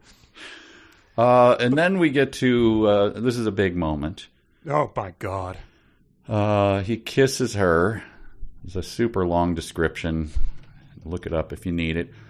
And then she stops moving. You, she sighed with her eyes half closed, made, ellipses, me, ellipses, faint. She had actually stopped breathing to kiss me, probably in a misguided attempt to make things less difficult for me. Again, she has a great number of undiagnosed conditions. This is not normal. That's incredible. It's not only not normal, it's like she could have died, right? I don't see any reason that she couldn't have. I mean, it's not like he knows the human art of CPR or anything like that if he needed to restart her breathing. I'm glad you said the human art of CPR. I mean, yeah. But yeah, he also indicated he could crush her head. So if he's doing chest compressions, that's going to, shatter her sternum immediately. I will point out that I'm going to play this moment and play it live. I'll do it live. Do it live? Yes, this is the moment captured by the recreationist. I went to the dark web. There's a guy named Mel Blanc who recreated this moment. This is Bella not breathing and then Edward helping her out. So let's listen to that. Breathe, stupid, breathe! You forgot to breathe again. That's much better, Louie. So there you go. That's wow. That's Bella. Yeah. So that guy snagged up the username Mel Blanc on the dark web. He didn't have to go for Mel Blanc 420 or no. He got it right away. Yeah. Cool. Breathe, stupid. But yeah, she says, you made me faint. And he said, so much for being good at everything, I muttered. That's the problem. You're too good. She took a deep breath. Far, far too good. Get the hell out. I mean, just, we don't need to. It put me in mind of that. I've mentioned it before, but that book, The Name of the Wind, where the male Mary Sue character gets trapped in this fairy realm, and he has to pleasure this fairy woman so well that she lets him leave, and he does that repeatedly for a stretch of this book. It's just like, I don't know what we think we need to do here, but we've all kissed someone before. It's also the thing that she returns to again and again, as they try to make it like an actual plot thing, is that she's upset with him that he's so good at everything, and that makes her feel so bad, and she wishes that he had a flaw, and like, he's an undead creature. He's repulsive, right? He's a murdering. Oh, you're just so wondrous. You're not an actual angel sent from heaven who's come down to, you. Right. You are not blameless and holy. You are a murdering vampire. Yeah, you'd think that stuff like this would be just like always overshadowed by that major elephant in the room. Like if you were harboring a fugitive murderer, but at some point in time kissed him, you'd probably still be thinking about what he had done to be end up in your house in the first place. Right. I'm going to subject you to it. The blush count rises. I'm very partial to that color with your skin, I told her. That made her blush even more intensely.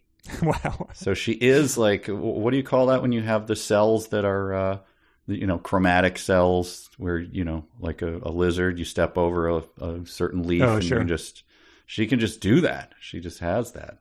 Yeah, she's approaching W.C. Fields' nose, though, at this point in time with the redness of her skin. Like, that's going to be the constant color. She's like a cuttlefish, only it's not, it's not light, but she can just change everything at a moment's notice. Her forehead, she can turn it red.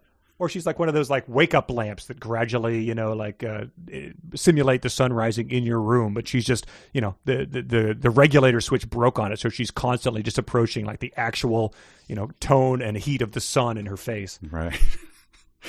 All right. So then plot wise, he just watches her get ready to go to their house.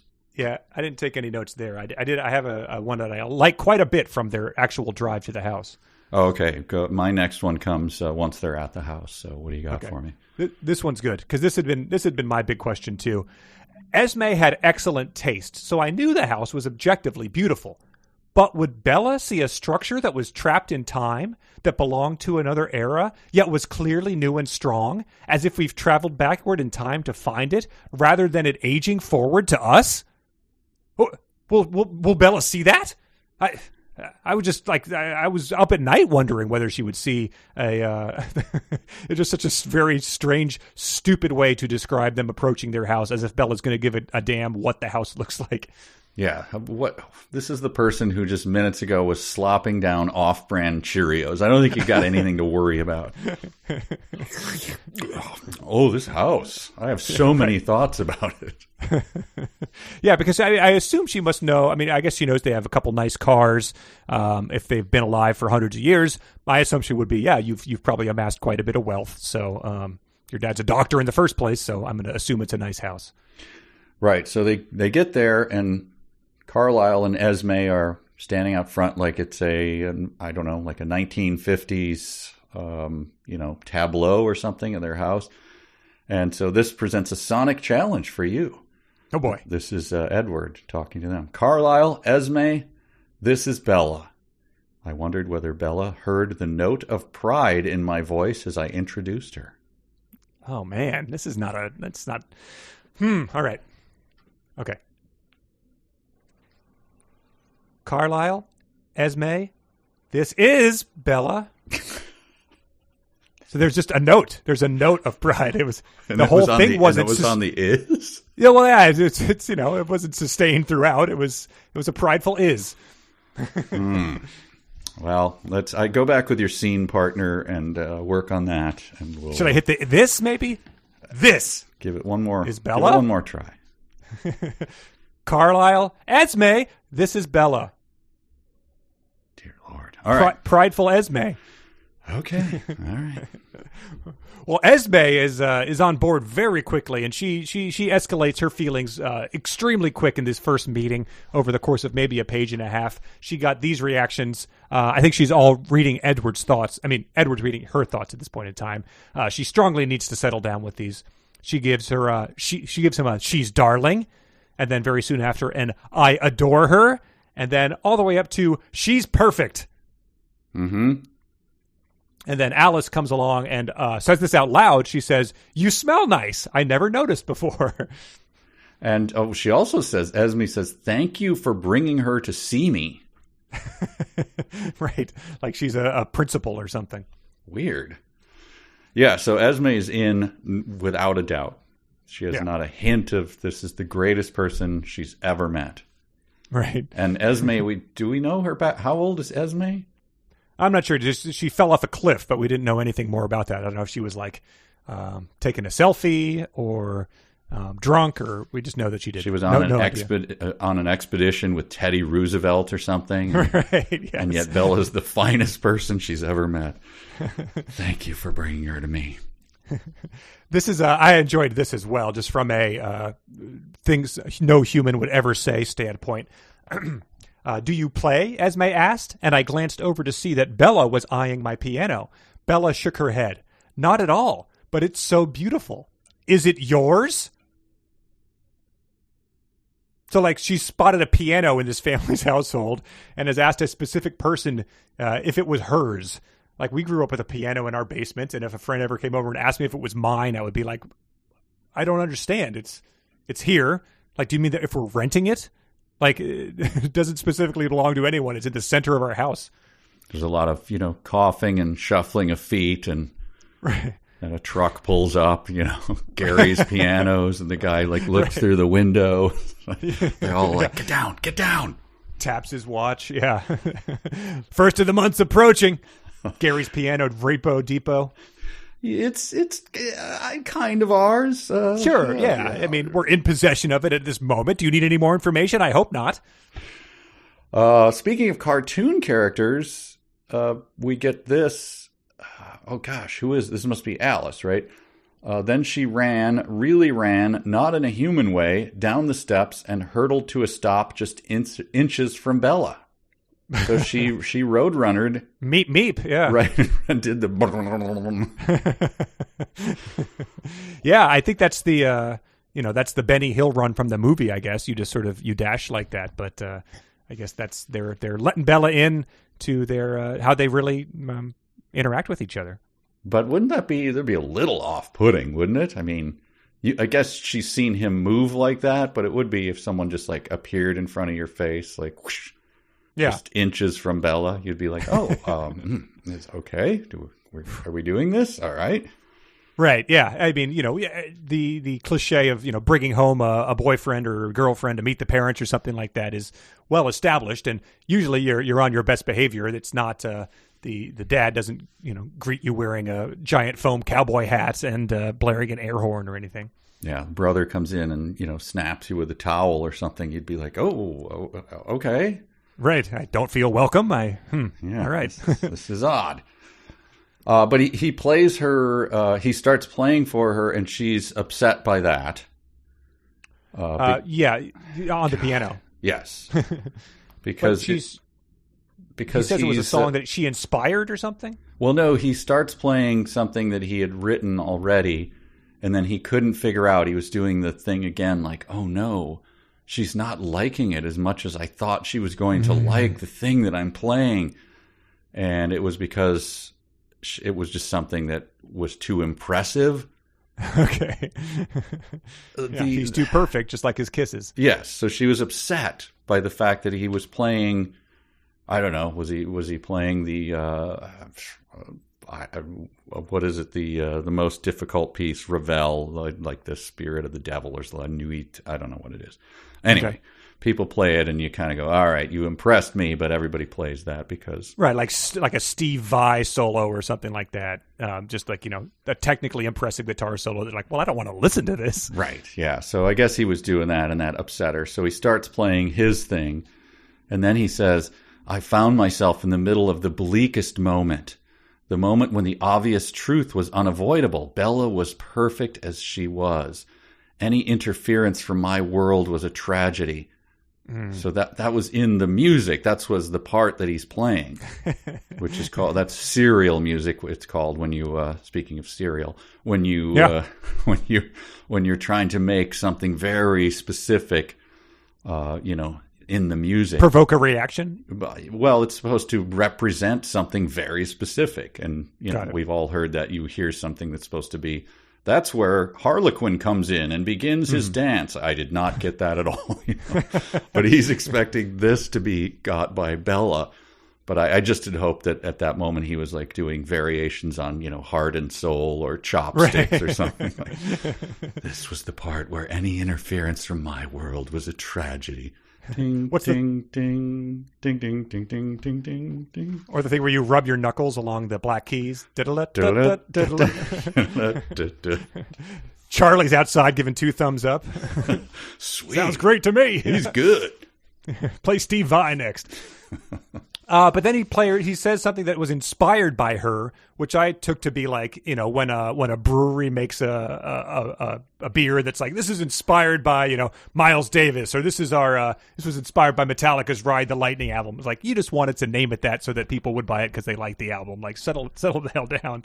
But then she shudders so hard as he's playing this that he could feel the motion in the bench beneath us, and then she starts weeping. Because of this piece she's playing. So this one hits home a bit more.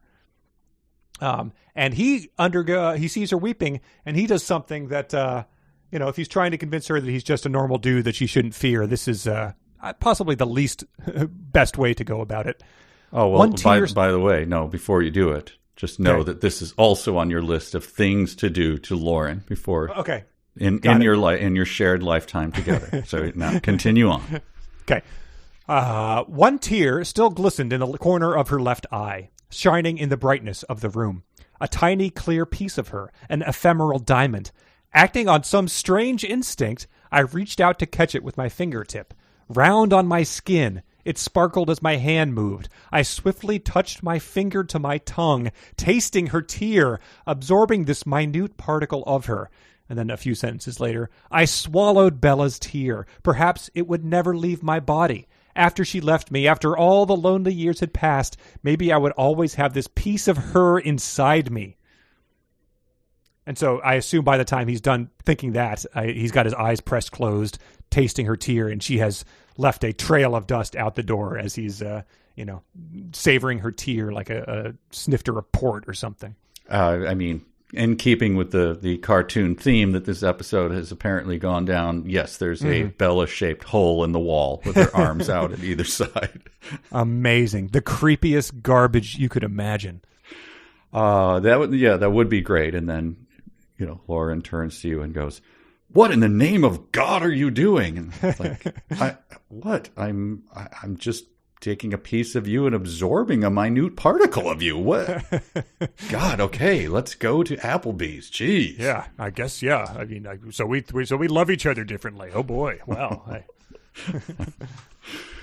all right. Guess I won't tell you about the other things I've absorbed of you over the years, okay? Like, closes the drawer of her fingernails, like...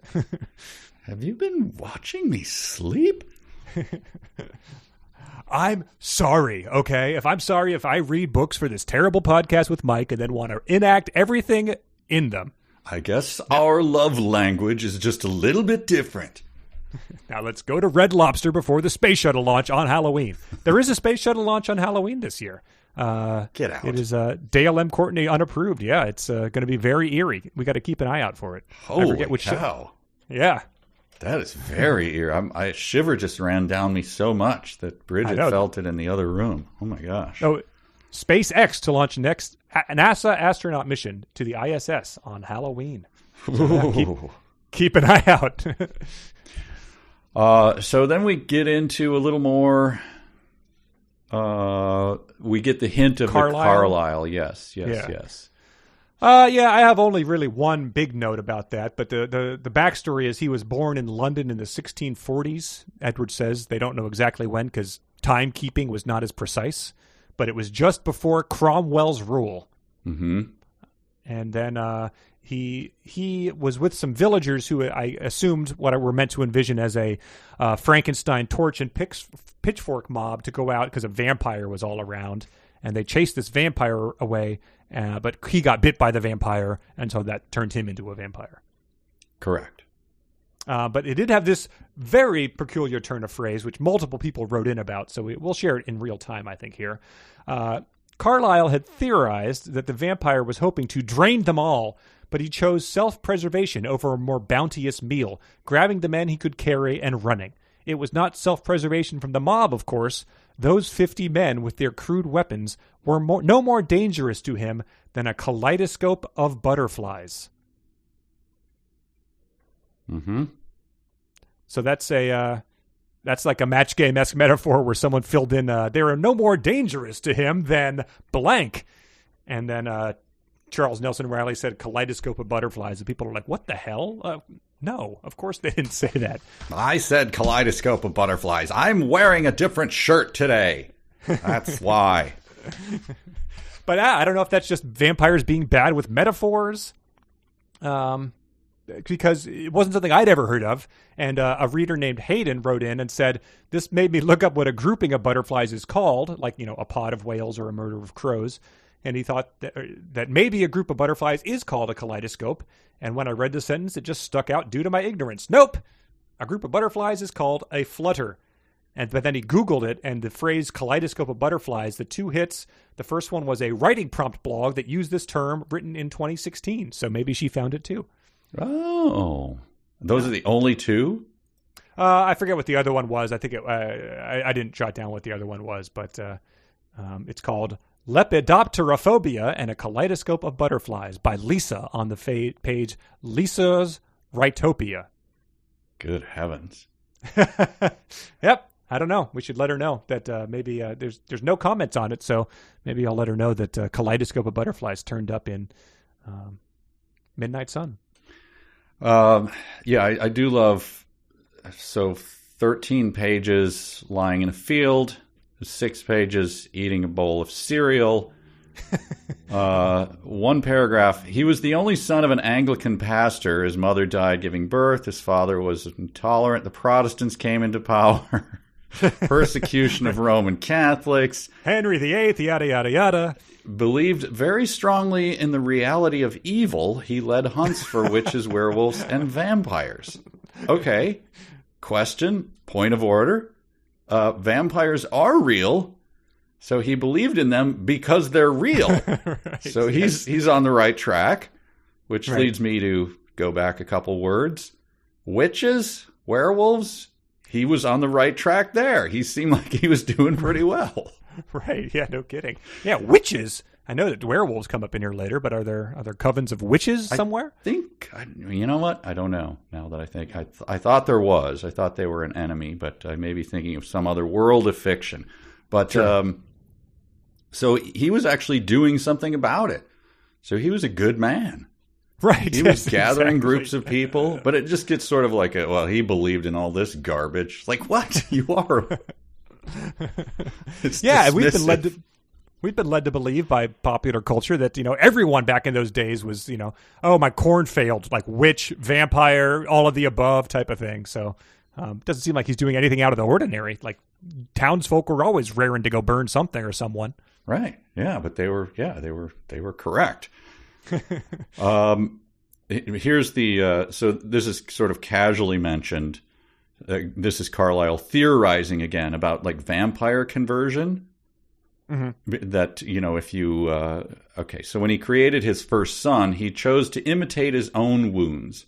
He'd always felt bad about that, especially as he later found out that the method of conversion actually had no bearing on the personality and desires of the new immortal. Yeah. So he essentially tortured Edward for, I guess, a long period of time.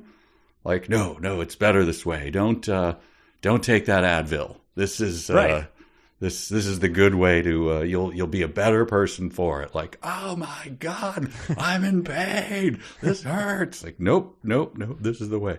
And then it it's would have all been like over. If you deprived your kids of sugary cereal and made them eat blood sausage or something. This is how I grew up, and it's going to happen to you too. Yes.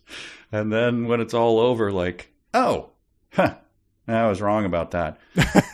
Anyway, son, go fetch the car around, will you? Right. And then he's like, the greatest man I've ever known. Yes. But that's all I got for 19. Yeah. Chapter 20 is called Carlisle, and it sort of like picks up right as they leave off.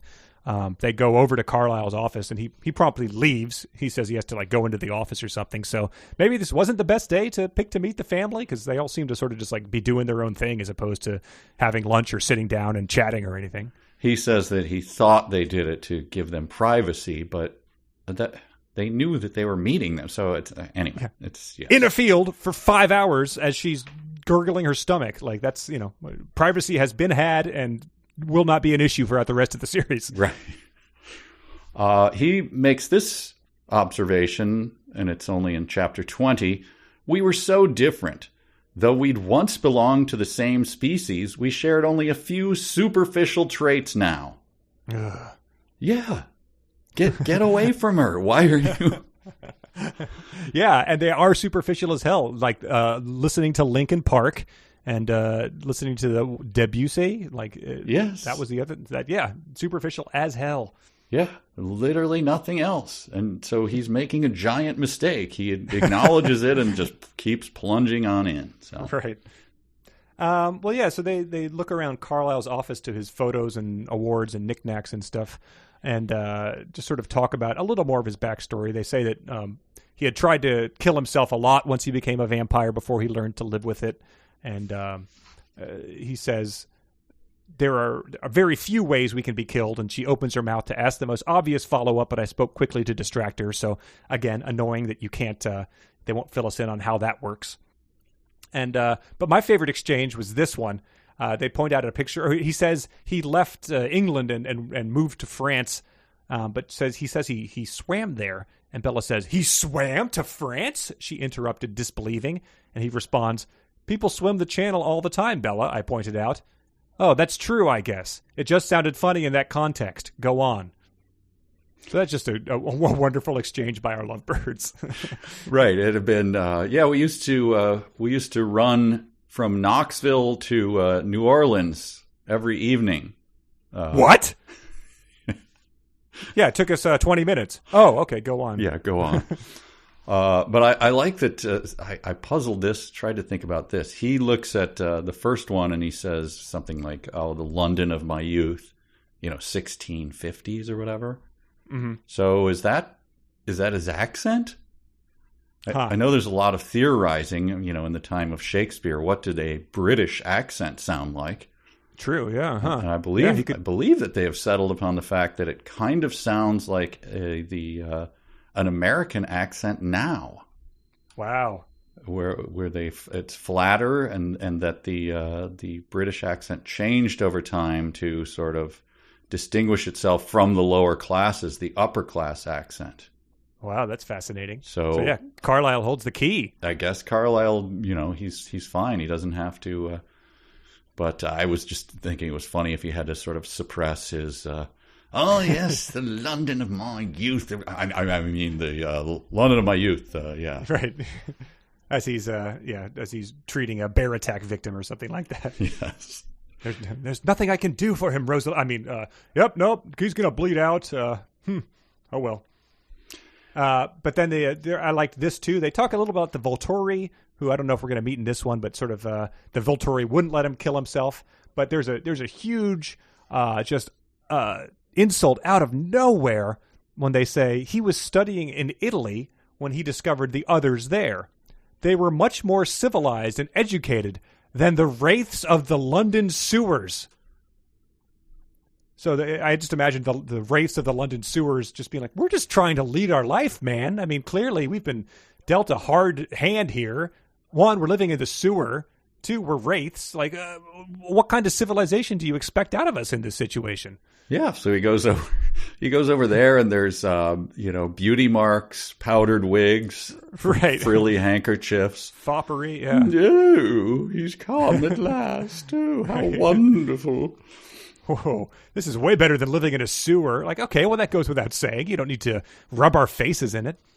And I do love that she trips rather lightly over, like Carlisle's time in Europe with the sophisticated vampires. What were they doing? Like, how did their... Again, this is the stuff that should take pages upon pages. But suddenly it's just like, anyway, yeah, he went to America. Right, yeah. If it was a book of, short stories like fleshing out the universe, I'm not saying it would be good, but at least it would provide people new information. Yeah. So, yeah, he hung out with sophisticates for a while. And then, I don't know, maybe it was just like a semester abroad kind of a thing where you really don't want to hear about it. Right, yes, precisely. Oh, were you guys talking about Italy? Oh, no, we just said that we saw a car go by. Because I was in Italy for my my second semester, my sophomore year. Yeah, no, we weren't talking about that at all. Yeah. Yeah, I'm still on that time zone. Sometimes I found it hard to adjust being back. You've been back for 2 months. Well, gotta go. Buongiorno, you guys. Oh, God. Well, Edward sort of talks about the time then that he strayed from the flock, and it focuses on one main time in September of 1930 where he sort of like Minority Report, like preemptively kills a guy that he knows is going to abduct a young girl. Yes. But he talks about this. I just thought this was funny. He said, "It had been a very bad year. Everywhere the humans struggled to survive bank failures, droughts, and dust storms, displaced farmers and their families, flooded cities that had no room for them. At the time, I wondered whether the perversive despair and dread in their minds around me were a contributing factor to the melancholy that was beginning to plague me." It's like, well, yeah, I think that probably wouldn't help if there was perversive dread and despair everywhere infiltrating your every thought. That might make you a little depressed. Oh, I love the little touches of like the 100 Years' War gets glossed over, the persecution of Roman Catholics gets glossed over, the fissure, the split of the church, the Reformation, the flu. Bobby Thompson shot heard around the world. Yeah, the flu of 1918, and the Great Depression gets just a little. Yeah, it was weird. It was like banks were failing and stuff. Yeah, prohibition. Dorothea Lange took that famous picture. That was cool. Anyway, let's have some more off-brand Cheerios. But yeah, I sort of skipped over the part about him abducting the guy. I don't know if you have anything super specific about that. No, that one's kind of creepy. I didn't enjoy reading that. Like, he's going to murder a child. I thought it was going to be slight misdirection, and like he wasn't going to do that at all, and now he has to live with the guilt. Like, no, it's just... He was. But so Edward killed him and realized, he sort of then does the mind over matter thing again. He goes, "I realized I was happier without human blood." Oh, okay. I'm glad you're able to do that. The people who you drained their life essence probably wish you had come to that realization earlier. Yes. But then they kind of, so after all of that, he shows her his room. Yeah, big moment. And then he shows off his stereo system. Yes. So he's a weird hi-fi guy. He's a weird hi-fi guy, but I like to push up the glasses and this moment since they're trying to make it a thing. If he's got, here, I'll read it. "Even as low as the volume was, the speakers hidden in the walls and ceiling made it sound like we were in a concert hall with the performers." We can pretty much guarantee you if you have wall-mounted speakers, you're not going to sound like a concert hall. Wow. Very inferior product. Not going to make the music come to life, no matter how good they are. Wow. Throw this book in the trash. Yep. I was on board until this point. That's it. They blew it. I liked this is a page after he spilled his guts about the murders he's committed, the child abduction and possibly more that he prevented, so weighty issues, and then minutes later, "How do you have these organized?" she wondered, trying to make sense of my CD collection.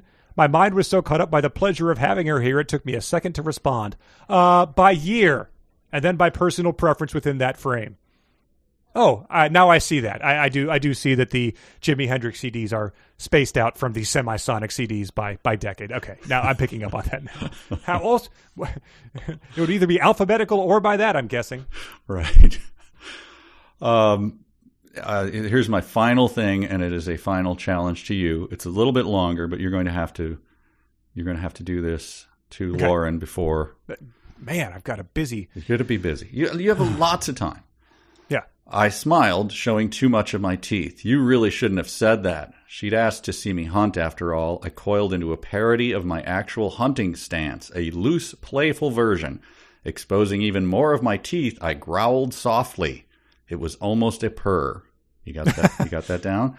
Uh-huh. She started to back away, though there was no real fear on her face, at least no fear of physical harm. She did look a little afraid that she was about to become the butt of her own joke. She swallowed loudly. You wouldn't. I sprang. She wasn't able to see much of the action. I moved at immortal speed, launching myself across the room. I scooped her up into my arms as I flew by. I shaped myself into a sort of defensive armor around her. So get that in your mind, how you're going to shape yourself. So that when we collided with the sofa, she felt none of the impact. By design, I'd landed on my back. I held her against my chest, still curled within my arms. She seemed a little disoriented, as though she wasn't sure which way was up. She struggled to sit, but I wasn't finished making my point. Anyway, sounds like a lot of fun. This guy's a real card. Let me go try that right now. I'll be right back. All right, hang on. I'll pause. Yeah, I'll pause it here and go do that, and we'll come back. All right, we're back. Okay, yeah, it did not go well. We're going to need to wrap this up. Hospital visit imminent. Yeah, I mean, everything you could assume went wrong. The bed shattered. Did you shape yourself into or put yourself into a shape as sort of a defensive armor around her? I mean, I tried, but I was more focused on the parody of the hunting stance, but she doesn't know what a hunting stance is, so she didn't even realize it was a parody. So yeah, well, didn't she get it when you growled softly, almost a purr? But she thought it was purring, so she didn't understand that I was hunting like a vampire. And so, yeah, no, it didn't go well. It's going to be bad news if I ever try to do the crush your head line, because it does not trust me very much at this moment. Hang on. I think you got a couple of things wrong. I'm just going to press pause. I'm going to go, Bridget just came back, so I'm going to go try it on her. Hang on. All right, we're back. Oh, how did it go? I mean, I think it went well. She had just come in from a book club, so she had a book in her hand. That's a wild card. And it was a Mishner book in hardcover. Oh, she's reading Mishner at her book club. Yes. So I took most of that across the face, and it ended pretty quickly. I was not able to shape myself. She must have mistaken you for an intruder, I guess. Yes, there was no defensive armor. It was as soon as I started purring, all of a sudden I honestly went, I think I passed out. I didn't fall down, but I think I passed out. Yeah, it was a while. You took a while before I had lunch in the meantime. For a few I took seconds. Lauren to the hospital. Yes. Yeah, after lunch, of course. But yeah, anyway. All right, let's maybe cease these challenges. It seems like vocal sonic challenges might be the thing to stick to. But then it ends with Jasper coming in and saying that there's going to be a big storm tonight and Emmett wants to play ball.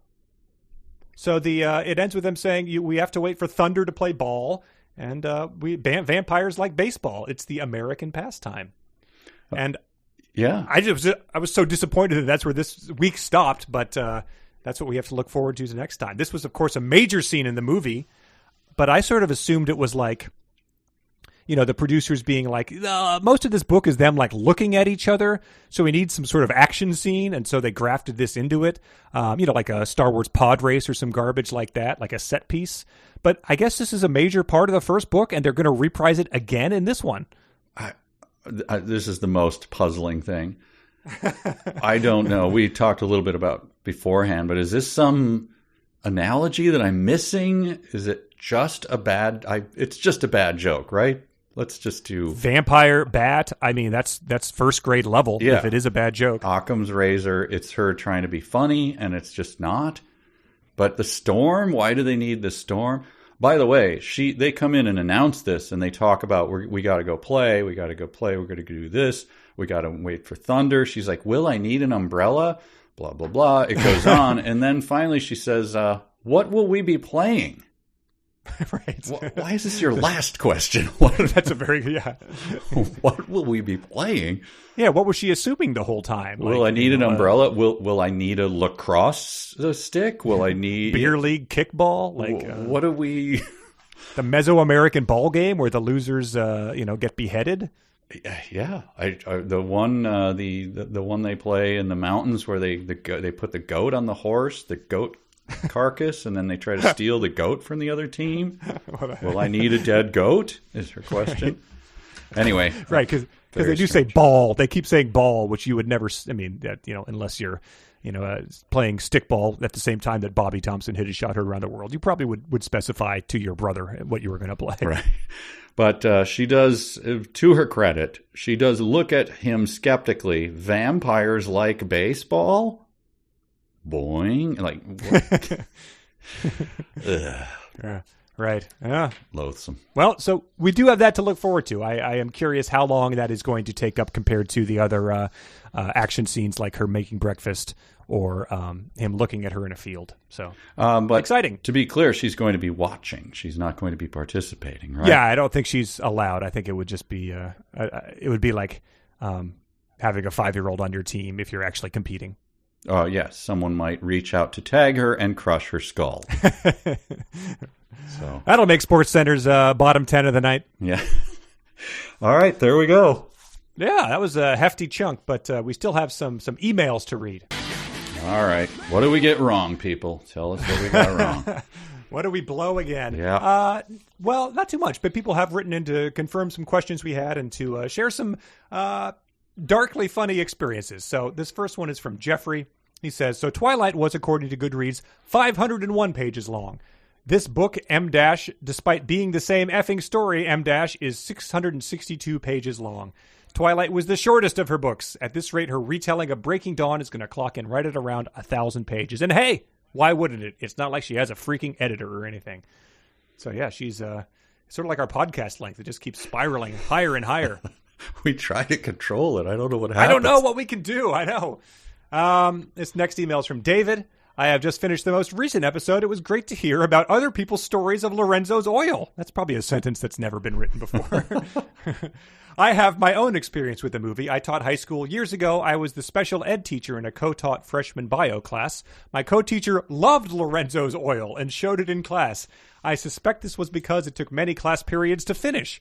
I had never seen the movie. Nick Nolte's Italian accent is truly amazing. He went into the movie thinking the Oscar was his. It is a masterclass in overacting. P.S. I have worksheets to accompany the movie if anyone is interested. Oh, I think so I told him, I'm very interested. Yeah, told him to please share those. We will post them if David sends them along. Wow, yeah. Yeah. This one is from Buckley. I talked about I got a crown the other day, and someone else listened to one of our podcasts during their own dental drilling. Buckley said, I also had a 372 pages dental experience. After a year of random tooth pain, I insisted to my dentist we do something about it. Good move. She reluctantly said, well, I can put a crown on it. What she neglected to mention was that it would require a root canal first. So the weekend before Thanksgiving 2017, I found myself in a waiting room, hands shaking uncontrollably with anxiety as I tried to fill out the paperwork exonerating the doctor of responsibility for the various painful outcomes that could occur. As the nurse began strapping me onto various head restraints, she must have noticed I was in full-on panic attack and offered me laughing gas. I vehemently agreed to this idea, despite knowing it would add another 30 minutes or so. I put my headphones in and started a marathon-length episode of 372 pages. As the gas clouded my focus and the whirl of the drill spun up, I relaxed as much as possible when a strange man is excavating one's skull. The drill got stuck twice, and when he was done, the doctor informed me he had chipped a neighboring tooth and would need to return at 8 a.m. the following morning to do the procedure again. Still not as painful as Pappy Pariah. Oh, man. Yeah, that's rough. I've always wondered that, too. Like, it's a tiny drill, and like your hands, the other teeth are so close by. It must happen somewhat often. Yeah. Did you, so for yours, you had the actual drilling, right? Yeah. Yeah, it was just sort of like a longer drilling. It wasn't like no offer to knock me out or anything like that. Did you smell the smoke from your own burning teeth? No, I've sort of smelled and tasted that before, but not this time. That was the thing. I still have a memory of that. I'm in terror of dentists. I go once every 10 years or something. I wish they would knock me out. That would be way more fun. Never have been knocked out. I'm glad that that Buckley did not develop an aversion to us, because like that seems like something that could, mess you up in that state, like just our voices gabbing about whatever. Right, and then what was dream, what was real? Like I can't listen to you guys ever again. It'll put me back in that state. Right. Well, this was a question you had last time about the Oregon road system, and we got several emails from Milo, Mike, and Ian.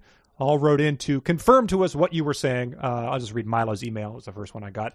Hi, just thought I'd weigh in as a Lifeline Washington State resident. People here exclusively refer to interstates with the I in front, or sometimes just by number. Examples, I-5 or 5, but never with the. So he's got to say, I'm on Team Mike here. Oh, great. Okay, good. Yeah, Mike said, when you hear that around here, you're probably talking to someone who grew up in California. Ah, there you go. Yeah. Mm-hmm. This is the last email. This is from Kevin. He said, his words, not mine. Fun story. Yesterday afternoon, I had the rather grim task of going to FedEx office to make copies of my recently departed father's death certificate. We extend our sympathies to your father, Kevin. On the way over, but you said fun story. On the way over, I was listening to the latest episode to cheer myself up a bit. I took my older car, which doesn't have a Bluetooth connection, and since I was listening on my new iPhone sans aux connection, those bastards at Apple, that's my editorial, not his. Right. I was forced to listen to the phone speaker at full volume. I've done that before. I pulled into the store parking lot and paused the podcast right after the Mighty Ducks bit. As I was walking into the store, I stuck my hands into my pockets, feeling for my wallet in anticipation of using my card at the copy machine. I paused, hearing a nearby muffled sound, and looked behind me, absentmindedly pulling out my phone from my pocket. The phone, which was, of course, now turned on and the source of the noise, emerged from my pocket just in time to announce to everyone present, "Hey, the dark web isn't all drugs and illicit sex stuff." The store was silent, and it was jarringly loud. I hit the pause button on the podcast and fled to the copy machines. I didn't dare make eye contact with anyone afterwards, and it seemed an eternity until I reached the safety of my vehicle. Thank you continuing to provide laughter during what has been a dark year for so many.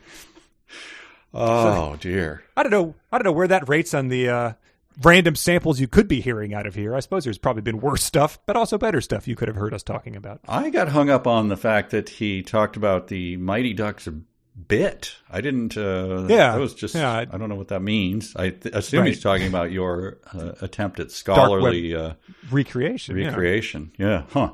Yeah. It was puzzling, but we can give him a break. He's been through a lot.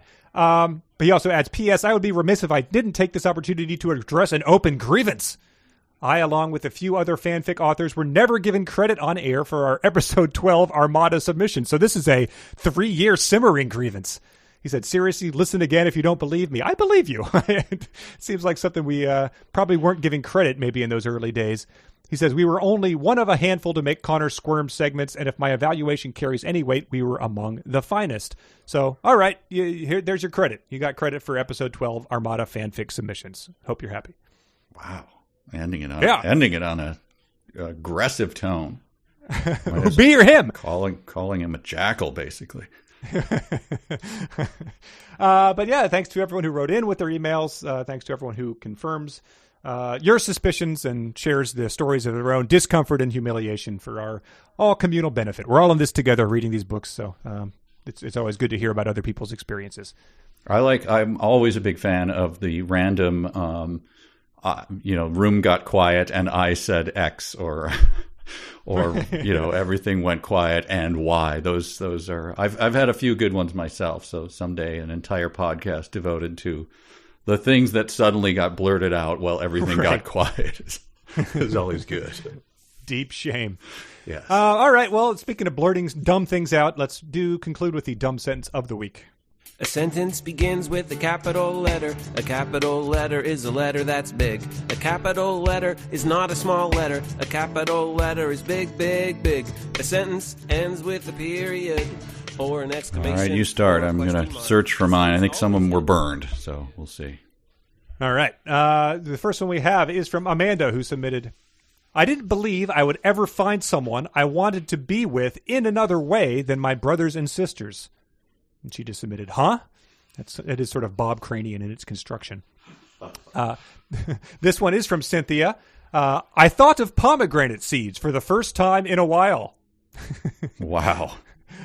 I still can't. That keeps coming up, but it's only mentioned in that same way, and I can't remember what the story is. It's forced in. Orpheus and I think Persephone go into the underworld, and she leaves, but she eats pomegranate seeds on the way out, so she has to return to him. It's the ghoul, making this lovely girl have to come to the underworld with him. So it's a very, very ham-fisted allusion. Got it. This one is from IJC. Any normal teenager would have been out with friends, going on a date or shopping, but not my Bella. And she says, this is stupid because Edward clarified earlier it was past 10 o'clock at night. And they are in a town of Forks, so there is not much to do. Although I bet Mike Newton is probably getting wasted in a parking lot somewhere. Janelle submitted, it's Saturday, he announced randomly. This one is from Mike.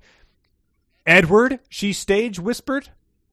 And Mike has a long explanation about this, but I agreed with it, so I'm going to read it. The absurdity of a character stage whispering in a book is obvious, and part of me wants to apply Occam's razor and leave it there. But really, this may be the most Kleinian sentence in any book to date. The author was clearly trying to turn this into some kind of wacky moment of comic relief, and it wasn't enough for her to signal, hey, have you ever seen a movie where characters have to whisper to avoid getting caught? Imagine that.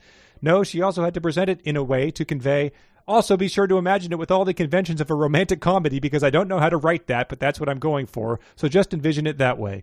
Most Kleinian sentences only attempt to shorthand an image or character, but she's asking the reader to let the reference pretty much write the scene, and that is downright uber Kleinian. Agree. Strong agree.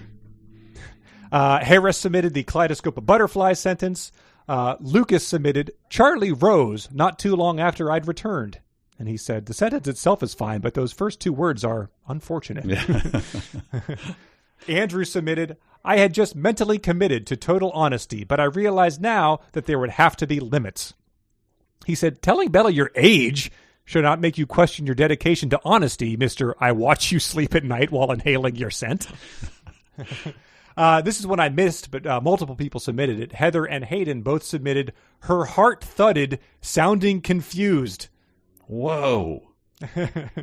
Hayden said, I know we had her heart throbbed wetly last episode, but at least that one makes physical sense. This one makes no sense. It conveys an idea that cannot be. I completely missed that one. Brad submitted, I was very much involved in the exploration of her moonlit throat. That sounds like a robot wrote a sentence about a person. Wow. I was very much involved? Yes. Jay submitted, just because I'm resisting the wine doesn't mean I can't appreciate the bouquet. Which is that's another sort of gross, you can say that one to Bridget sometime. I think a creepy guy in my life once said, I can, look through the whole phone book as long as I don't dial the number. You know what I mean? God, like, what the hell? I hope he's still saying that this day to more and more confused looks from people who have not ever had a phone book in their house. I wonder if creepy guys like that and football coaches get together and just talk in those weird shorts. I hear what you're saying, boy. You can't creep con. They swap aphorisms. Yes, you can't lose until you've won, and you can't win until you lost. You know what I'm saying? All right. And the last one is Augusta, who submitted, I'd moved to the floor beside her bed when she'd begun her nightly gyrations. And they said, the OED defines gyration as a motion in a circle or spiral, revolution around a fixed center or axis, turning round, wheeling, or whirling. So I guess Meyer isn't exactly wrong, but she's not exactly right either. She's doing the little curly whoop, whoop, whoop, running along the floor type of things. I guess just, twirling up her sheets and everything like it's, spaghetti on a spoon or something. Uh-huh. I've got one that hasn't been covered yet. Do you have one? I do. Hit me. The English language needed a word yes. that meant something halfway between a goddess and a naiad. Does it? It sure does. That's what that's been our complaint about the English language since time began. And this is one of Lauren's false, it's the pet peeves in writing, the false range. A naiad is like a water nymph? Water nymph, yeah. So what is a goddess, which probably could include that, and where would that even fall? Like, what are you imagining? Like, they're both weird mythological creatures here, but just one is, what aspects of the water nymph is she getting at here? I don't know. I mean, I guess before we get to this, can we solve, I don't think that, George Bernard Shaw, I believe, wrote the essay on spelling reform, because you can spell the word fish, GHOTI. Goatee hook? Yeah. So there's a lot to cover before we get to needing a word halfway between a goddess and a naiad. We're not searching for that. We're not... Yeah, I'm still trying to get comfortable with the word webinar personally. Like, yeah, I don't think we need that. I think we're good. I think we can describe it without that. Good. Oh, nice. I'm glad I purposely omitted that one because I thought that was worthy of a lot of focus at the end. So I was certain that would be snapped up. Because it's not often even if it had just said something about a naiad, we'd be like, all right, come on. Yes, right. Yeah, especially because I think she was in bed. Or maybe she was in the shower. Maybe that's why the wet comes into there. But, again, or her hair was wet. Anyway, let's not talk about it anymore. We've gone way too long. Yeah, all right. Well, thank you, everyone. This has been 372 pages. We'll never get back. Look, this is going to be Patreon. This is going to be shorter than last time. Yeah, I guess so. And we have only two more of these episodes left. Woohoo! Baseball next time. All right. Baseball. So long, everyone. Bye.